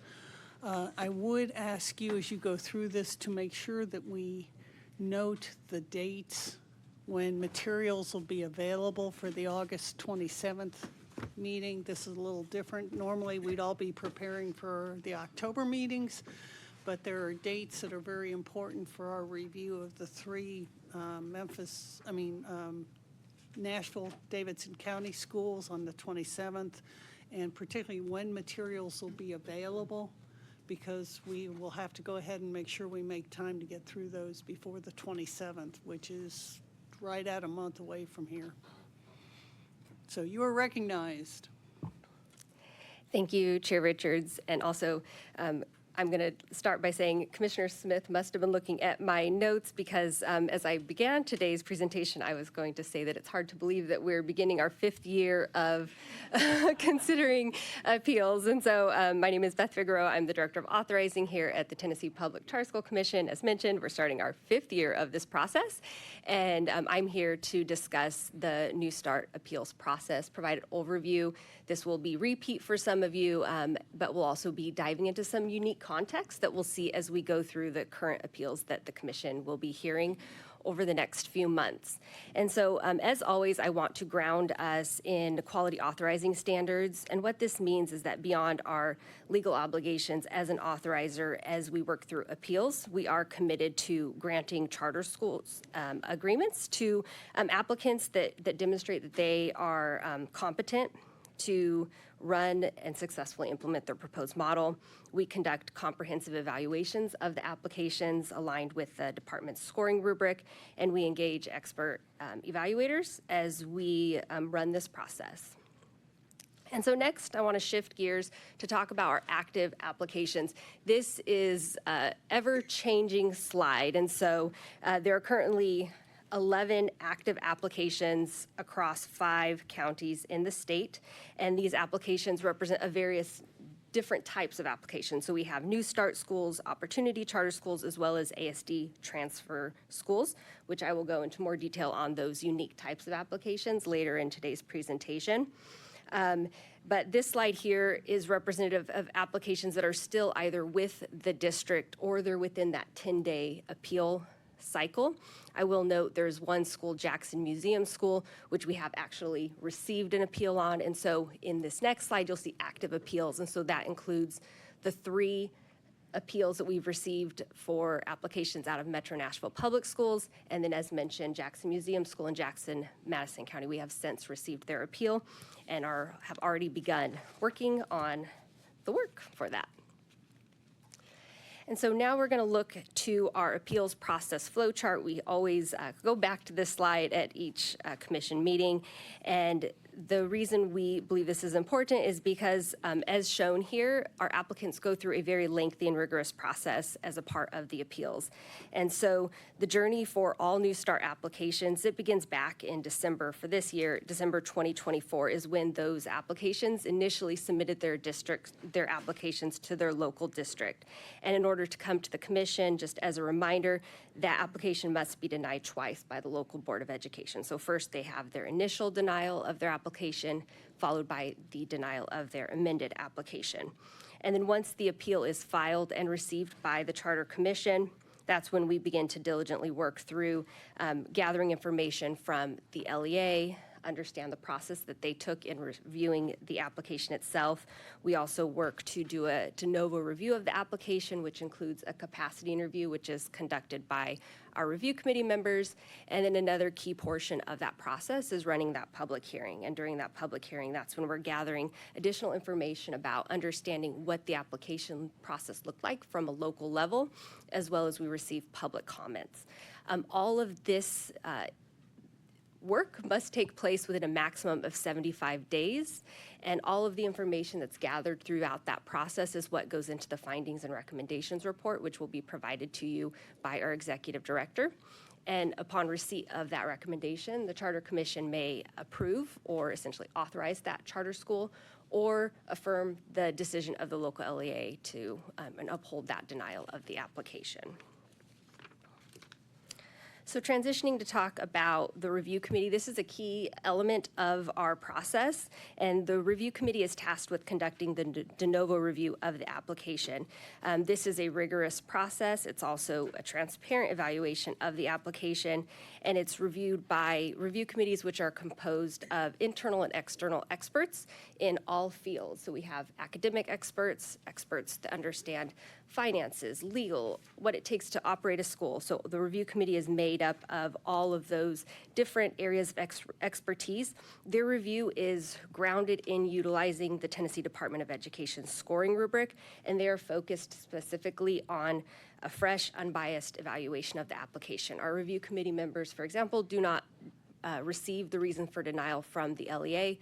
Their work is specifically grounded in comparing the application as it relates to the scoring rubric.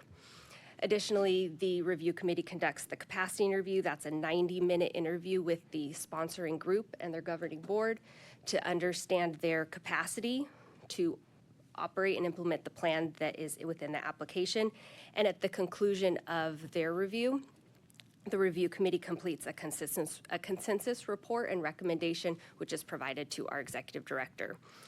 As a note, to receive an approval recommendation from a review committee, applications must meet standards across all categories. So it must meet standards for academics, operations, finance, and past performance when applicable. Next, as mentioned, the public hearing is a portion of this process, and so public hearings are held within the proposed geographical district that the school proposes to locate. And during this hearing, we hear from both the sponsor as well as the LEA, and each party has an opportunity to respond to questions from our executive director, specifically as it relates to the materials within the application, the process that the district took in reviewing the application, public support. All of those key items are discussed in the public hearing. Another portion of the public hearing is dedicated to both in-person public comments, as well as we do receive written comments. Commissioners that are interested in attending public hearings will be provided with the dates and information ahead of any hearing. Our first set of hearings actually is taking place in just a few weeks. So August 8th, we will be having a public hearing for our first applications that we're processing for our MMPS appeals. And then also, just as a note, any public hearing information is available on the commission website for any public members that want to attend. And so, as Commissioner Richards mentioned, we are looking at two unique and separate timelines for reviewing applications this year. This is slightly unique, and this really came about due to MMPS, or Metro Nashville Public Schools, voting on their amended applications in June rather than July, which is just the traditional time frame that we see. And so there is that special called meeting that is scheduled for August 27th. And when we look at materials being provided to commissioners ahead of that meeting. By August 1st, we will be providing to you all the notice of appeal, as well as the relevant information that we have received to date, and that will be made available within TN Share to you all. And then as it becomes available, we will be conducting capacity interviews beginning next week. And so as we have recordings of capacity interviews, recordings of public hearings as well, those will be added to your folders so that you can have access. As our chair alluded to, it takes a lot of time and effort and work to review the record. And so we want to make sure that you have all of the materials in advance of the meeting. And then lastly, we will also be providing the executive director's recommendation ahead of that special called meeting. And then next, shifting to the timeline for your review of those remaining appeals, the non-MMPS appeals, similar to what I mentioned before, we will be providing a lot of materials on an ongoing basis, but by August 15th, however, we will be able to provide you with the official notice of appeal, the applications, so that you can begin your review. The meeting for all non-MMPS appeals is scheduled for October 16th and 17th here in Nashville. And as always, we will provide the executive director's recommendation in advance of the meeting, as well as that will be posted online. Any questions on the process before I go into additional context? Do you have a general sense of when you're going to do the public hearings time-wise? If somebody from Chattanooga wants to drive up here to be here? Yes, absolutely. I do not have the dates ahead of me, like right in front of me, but yes, I can absolutely provide the targeted. Roughly what time do you think it would start in the morning? Oh, For which applicant? For the Nashville public hearings?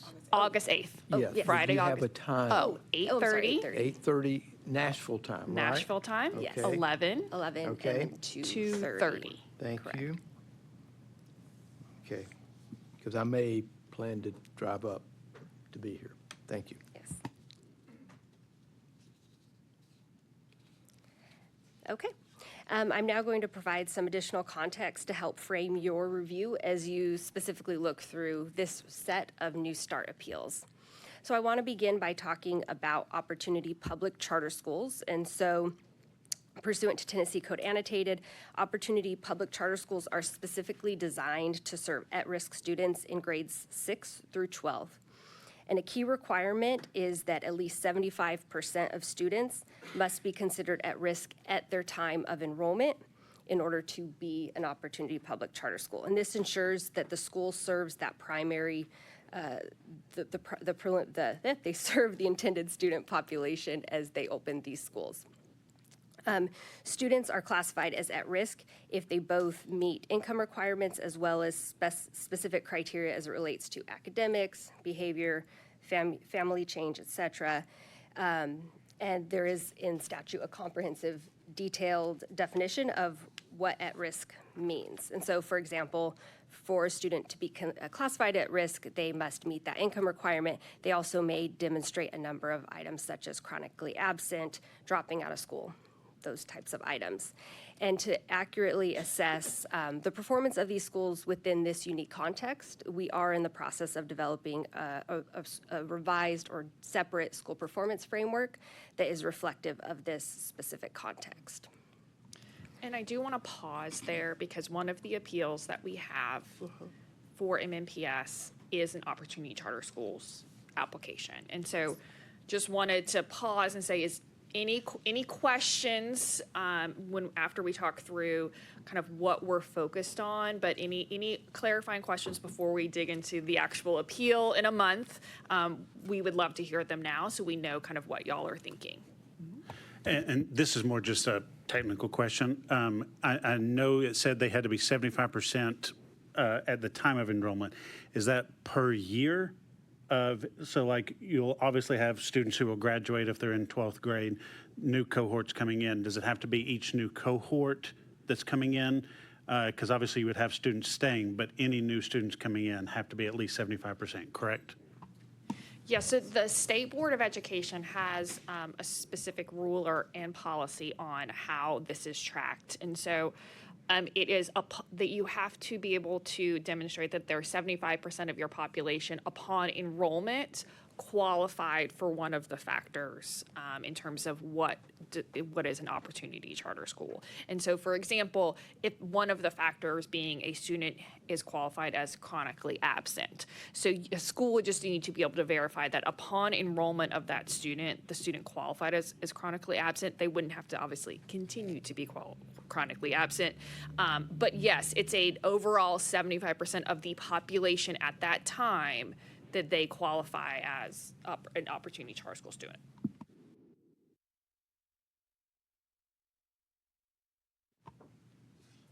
So is this like regular public schools where you have students who go out of the school that they are assigned to, go to a different place to get sort of some additional kind of training, whether it's absentee or other issues like that?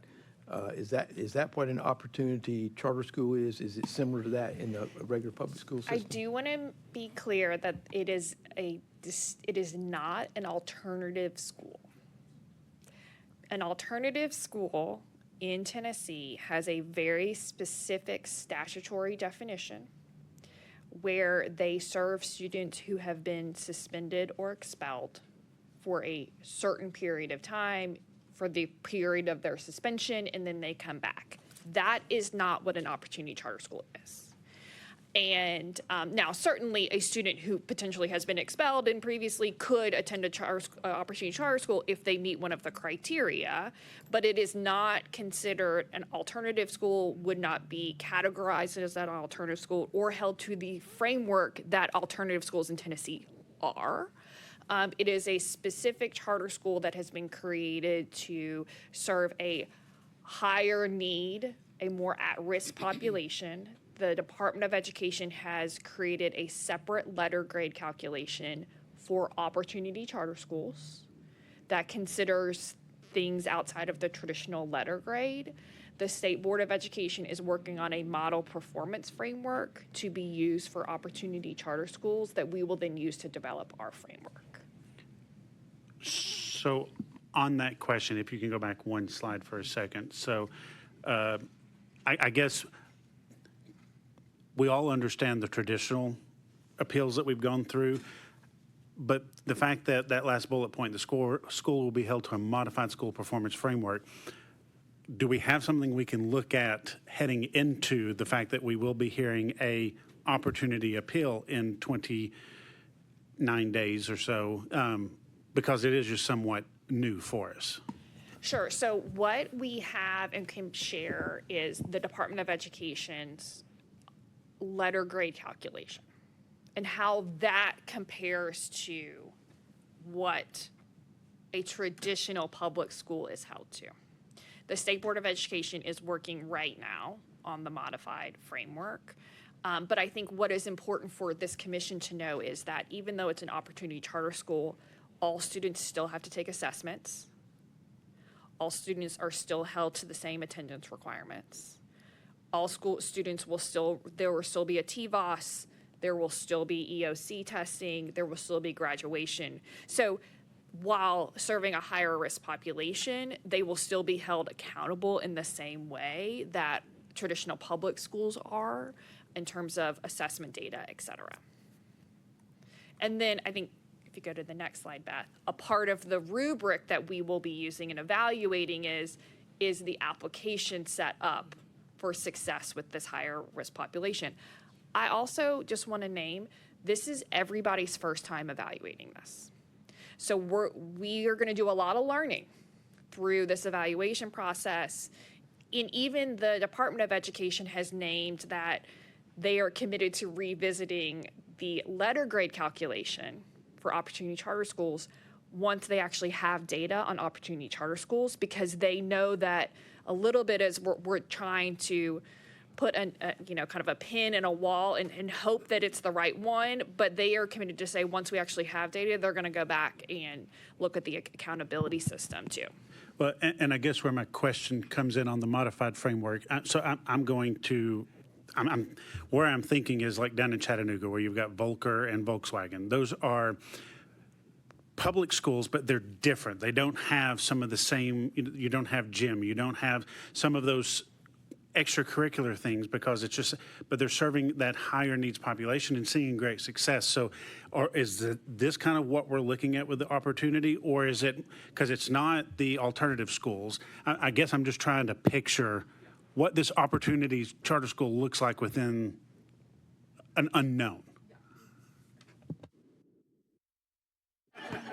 Chris? Well, and the other trick, and this will probably be something that we will learn a great deal about, but obviously, since these are higher need students, the financial aspect of these schools is going to be markedly different because the cost of serving students in this group, I mean, we just have to anticipate it's going to be greater than what we see with a more normalized population. And I think as we consider our criteria, as we review a appeal, that financial capability is going to be critically important to us. So that, you know, obviously if they don't have the resources, they're not going to be able to provide that additional support. Please.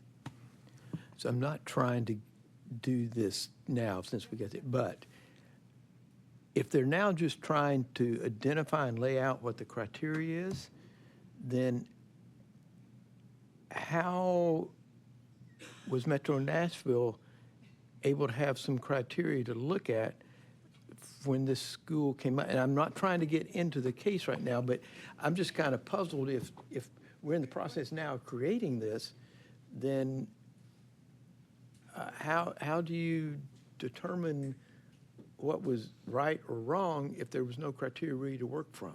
Do you understand my question? So I want to separate out, the Okay. rubric has been created that we will evaluate the application against. That has been created, that's what we will use. There are specific parts of the rubric that address an opportunity charter school. What is still in development is the school performance framework, that for an approved school, when they are open and have what a authorizer will hold them accountable. But the application itself already has a rubric that discusses what should an opportunity charter school application address. And so that's what we will use. Right, and if you recall, part of your charge is, does that application meet or exceed that rubric? That's already been developed. And so that is what you are comparing the application to versus if it is approved, what does that framework look like? Your charge next month or in October will be, does the application before you meet that rubric? And then if there's, you know, the best interest standard. Is there another system in the country that has an opportunity charter school that you could identify? Because I would love to learn more about what is in this category. So could you all look and see if somebody else in the charter world has a school like this, that you could at least go in and sort of identify a little bit more about what's different, what are they expected to bring, those kind of, that'd just be helpful if that's possible. Thank you. Yes, and I think, and Beth, why don't you kind of talk through this slide? Because I think a lot of the things that, there are several states that have these, I call them alternative, but that gets get everybody all confused, different types of public charter schools. And these are a lot of the things that they are looking for in really thinking about these applications. Great, thank you, Tess. And as she mentioned, we are having a lot of conversations with other authorizers and organizations throughout the state because, as Tess mentioned, there are a lot of models that are similar, but every state is slightly different how they do this. But first, we wanted to call out just some specific items that as you review these applications to make note of. I want to be clear that these items are not related to the current applications on appeal. These are just like holistic observations about opportunity public charter schools. And so first is serving high need students. So as we look at opportunity public charter schools, we'll be looking for the applicant's demonstrated ability to effectively meet the diverse needs of at-risk student population. And this includes a structured evidence-based program with targeted interventions and regular progress monitoring. Next is funding adequacy. And so running an opportunity public charter school, as Chair Richards mentioned, it is an expensive program to run. And so it's going to be very crucial that these schools ensure the financial model accounts for these potentially increased costs associated with serving high-need students, and as well as clear plans for managing the additional costs without compromising the program itself or the financial stability of the school. And then operator partnership. This goes kind of hand in hand with what we're talking. This is an evolving framework. It's an evolving work. And so when assessing the operator's capacity, it's important that they're going to be collaborative partners in this work, as there are a lot of items that are still under development, not the application itself, but the framework, the letter grade, all those items are still evolving. Next is community demand and engagement. And so we're looking for evidence of community need and demand for the proposed school, as well as a robust plan for engaging parents and the community. And then finally, a comprehensive student populations program. And so this is requires a plan for identifying and providing the continuum of services for students with disabilities, English learners, and ensuring their academic success and appropriate diploma pathways. Any other questions now that we've gone through that kind of additional context? One just follow-up question, and because this one's new and I'm trying to remember back because we've read so many, there are so many evidence-based clearinghouses, and a lot of people will say that their programs are evidence-based when they're only evidence-informed, not actually evidence-based. So is it clear which clearinghouse they're saying that they're on if they're claiming an evidence-based program? We would utilize the rubric. There's not a list of models or that would say, oh, this one meets the needs of evidence-based. It would be the review committee assessing the application, the detail that they provide, and determining whether or not it's sufficient. Right, but to claim being evidence-based means they've gone through all of the years of articles being written, and then they have to be published in an evidence-based clearinghouse. There's the California Evidence-Based Clearinghouse. There's several clearinghouses. I'd love to know if any of them have gone through being on one of those clearinghouses to actually prove that they're evidence-based, not just saying they're evidence-based. Thank you for that. The rubric does not go into that level of detail. However, if that is your desire, we can definitely include that as a part of our review.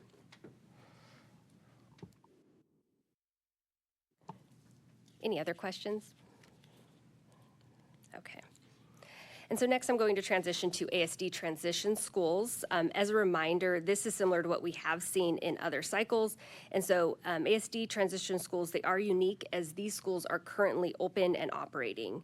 And so for ASD transition schools through this specific pathway, the only option is a 10-year charter term. And so the new flexibility that Ashley mentioned previously with policies does not apply in this specific instance. And so at the end of the school's 10-year charter agreement, the ASD school does have the option to apply for a new 10-year charter term in order to allow them to continue the operation of their existing school.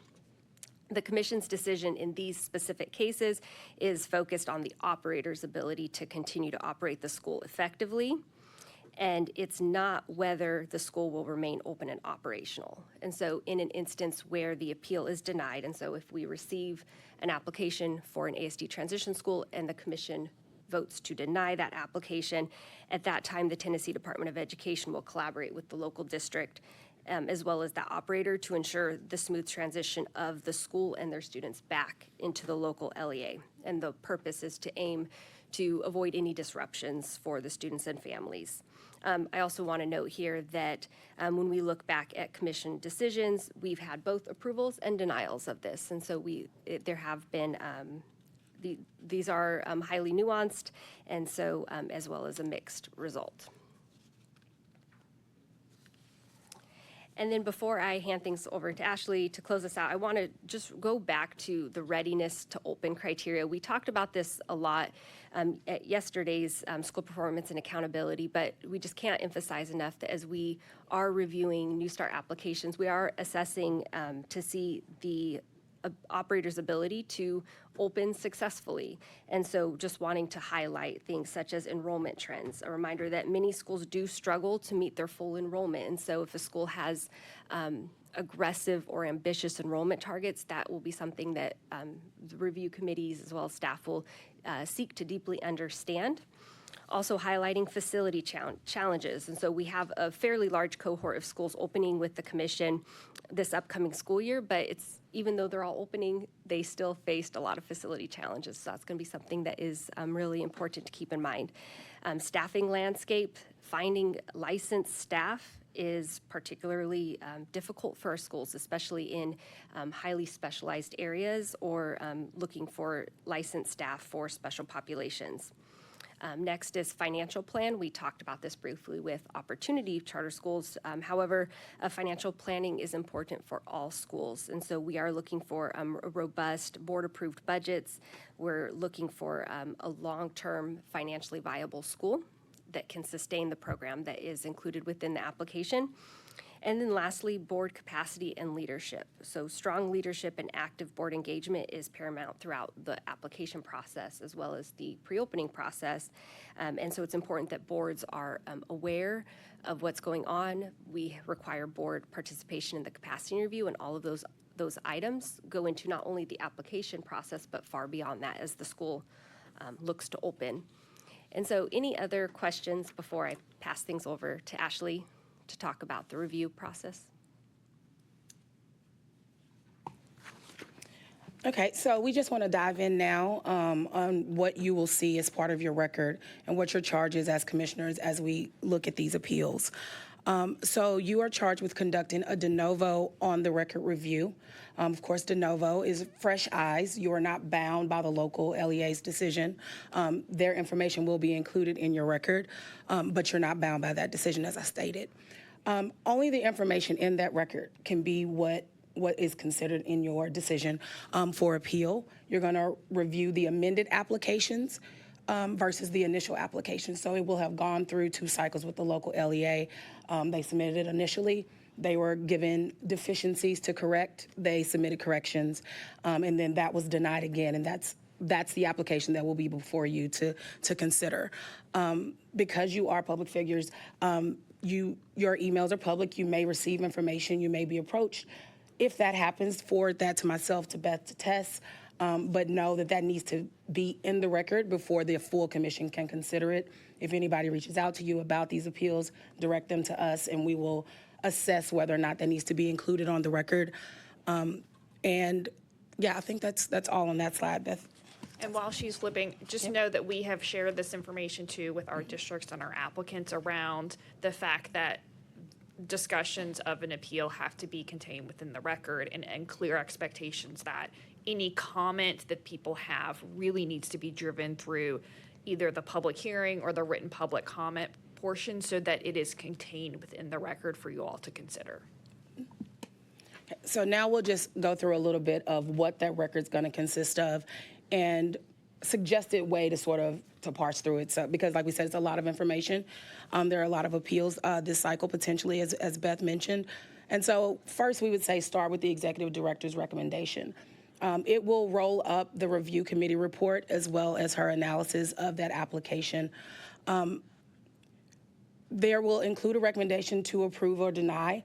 You're not bound by her recommendation, but it does provide an overview of everything that has occurred. The application review, as I stated, the capacity interview, as well as the public hearing and any public comment she will have received. When looking at that review committee report, which you will also receive as a part of the record, it will be an exhibit to the executive director's recommendation. There are a few factors the review committee looked at when looking at the scoring rubric. Some of the things that we suggest you all focus on is can the school serve all students? Are they likely to meet enrollment projections? As Beth mentioned, that is something that we really focus on because we know that becomes a challenge for any school that is approved. We look at revenue projections and can the school recruit and retain staff to support its program. All of that will be included in that review committee report, again, which is rolled up into the executive director's recommendation. All of that consists of the record that will be before you to consider. And then we ask that you look at the public hearing. We will record those public hearings. It is a really good sense of the community support or opposition to that application. We know that does drive enrollment of the students. It allows you to hear firsthand from that community. Also, it gives you a chance to hear from the district and their assessment of what their local community needs. And so we will provide that to you. We'll provide you all the written comments as well. And then after we present the executive director's recommendation to the LEA and to the applicant, they have an opportunity to provide a response. And that response is also a part of the record, and they will either agree or disagree with Tessa's recommendation, and that will be included in the record as well. And so after you've reviewed the entire record, statutorily, you have two charges. You are looking to see if that application meets or exceeds the state scoring rubric. You will see that with the application. If you find that it meets or exceeds the scoring rubric and you believe that approval of this application is in the best interest of the students, the community, and the LEA, you can approve that application. You can overturn the district's decision and approve that application. So if you have any questions about what is in the record, what you can review, Beth and I can take those questions now. Are there any questions or comments? Just be sure as things are made available that, Tess, you probably want to do this in your weekly updates, that you note what is available, because, with the capacity interviews being scheduled at 90 minutes, plus the public hearings usually exceed an hour, depending upon, the number of public comments and who all participates. These reviews take a while to review, and it really does take a fair amount of thoughtfulness. So most of us have been through it. I'm just looking at you because you're the new guy on the block. But I'm prepared. If there are any questions or concerns that people have, particularly on this opportunity school, folks should feel free as you go through this to reach out to Tess or Ashley or Beth and ask those questions. And I appreciate this update. This will be very interesting as we go through it, and we look forward to learning with you all. So thank you. Okay, the final item on our agenda today will be our update from our executive director. Tess, you're recognized. Thank you, Chair Richards. First, want to remind us, as we've talked about, we have a special called meeting on August the 27th. If you need help registering for that virtual meeting, please see Pam. She will help you get registered for your virtual. Also, as we discussed yesterday, we are going to do October committee meetings virtually. So next week, we will be reaching out to get those dates on the calendar by committee for sometime in the early October range. We are still waiting on the governor's office to make an appointment in the West Grand Division to replace Chris Tudor. I know we've been in contact with them. I think they are close, so hopefully I will have information to come on that appointment. And then my final update, this has been mentioned a couple times, is that we, based on feedback from schools, have provided a year-long scope and sequence on trainings to support our schools. I provided you all as an attachment a draft of those trainings, just so you can see the breadth and depth of things that we have to train our schools on and provide supports on. Just really want to thank Pam for her leadership here on pulling this together, as well as the full staff. We've heard really great feedback so far on feedback from schools on these trainings, and really just look forward to continuing to work with our schools and support them. And with that, that concludes my updates. Okay, are there any questions or comments for Tess? Once again, we all appreciate everything you and the staff here do. I mean, you guys are just the best, and we look forward to having this adventure together as we move into the fall season. Just a reminder, because we are doing the committees virtually, we will start the October meeting of the whole commission on Thursday. have lunch, and then do some of the appeals Thursday afternoon. So as you plan your schedule, please plan to be here for the entire afternoon.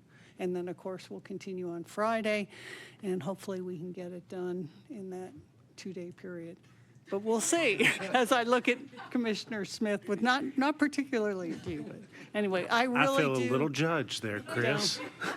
We really do appreciate everyone's thoughtful questions. We all learned from the questions and the answers, so thank you so much. I want to say thank you to everyone for your attendance and participation at this meeting. Does anyone have any final comments or questions before we move on? Our next session is at October 17th meeting as far as in person. But if there are any comments or anything, we'll go forward with them right now. Okay, do we have a motion to adjourn? Well, before we do, just thinking through, I mean, we've got Tom and Tom, we've got Smith and Smith. If we could get the governor to nominate Tom Smith, it would just round out this commission really well. Well said. So, man, make a motion to adjourn. Okay. We have a motion to adjourn. Second. All in favor, say aye. Aye. Okay, we are adjourned.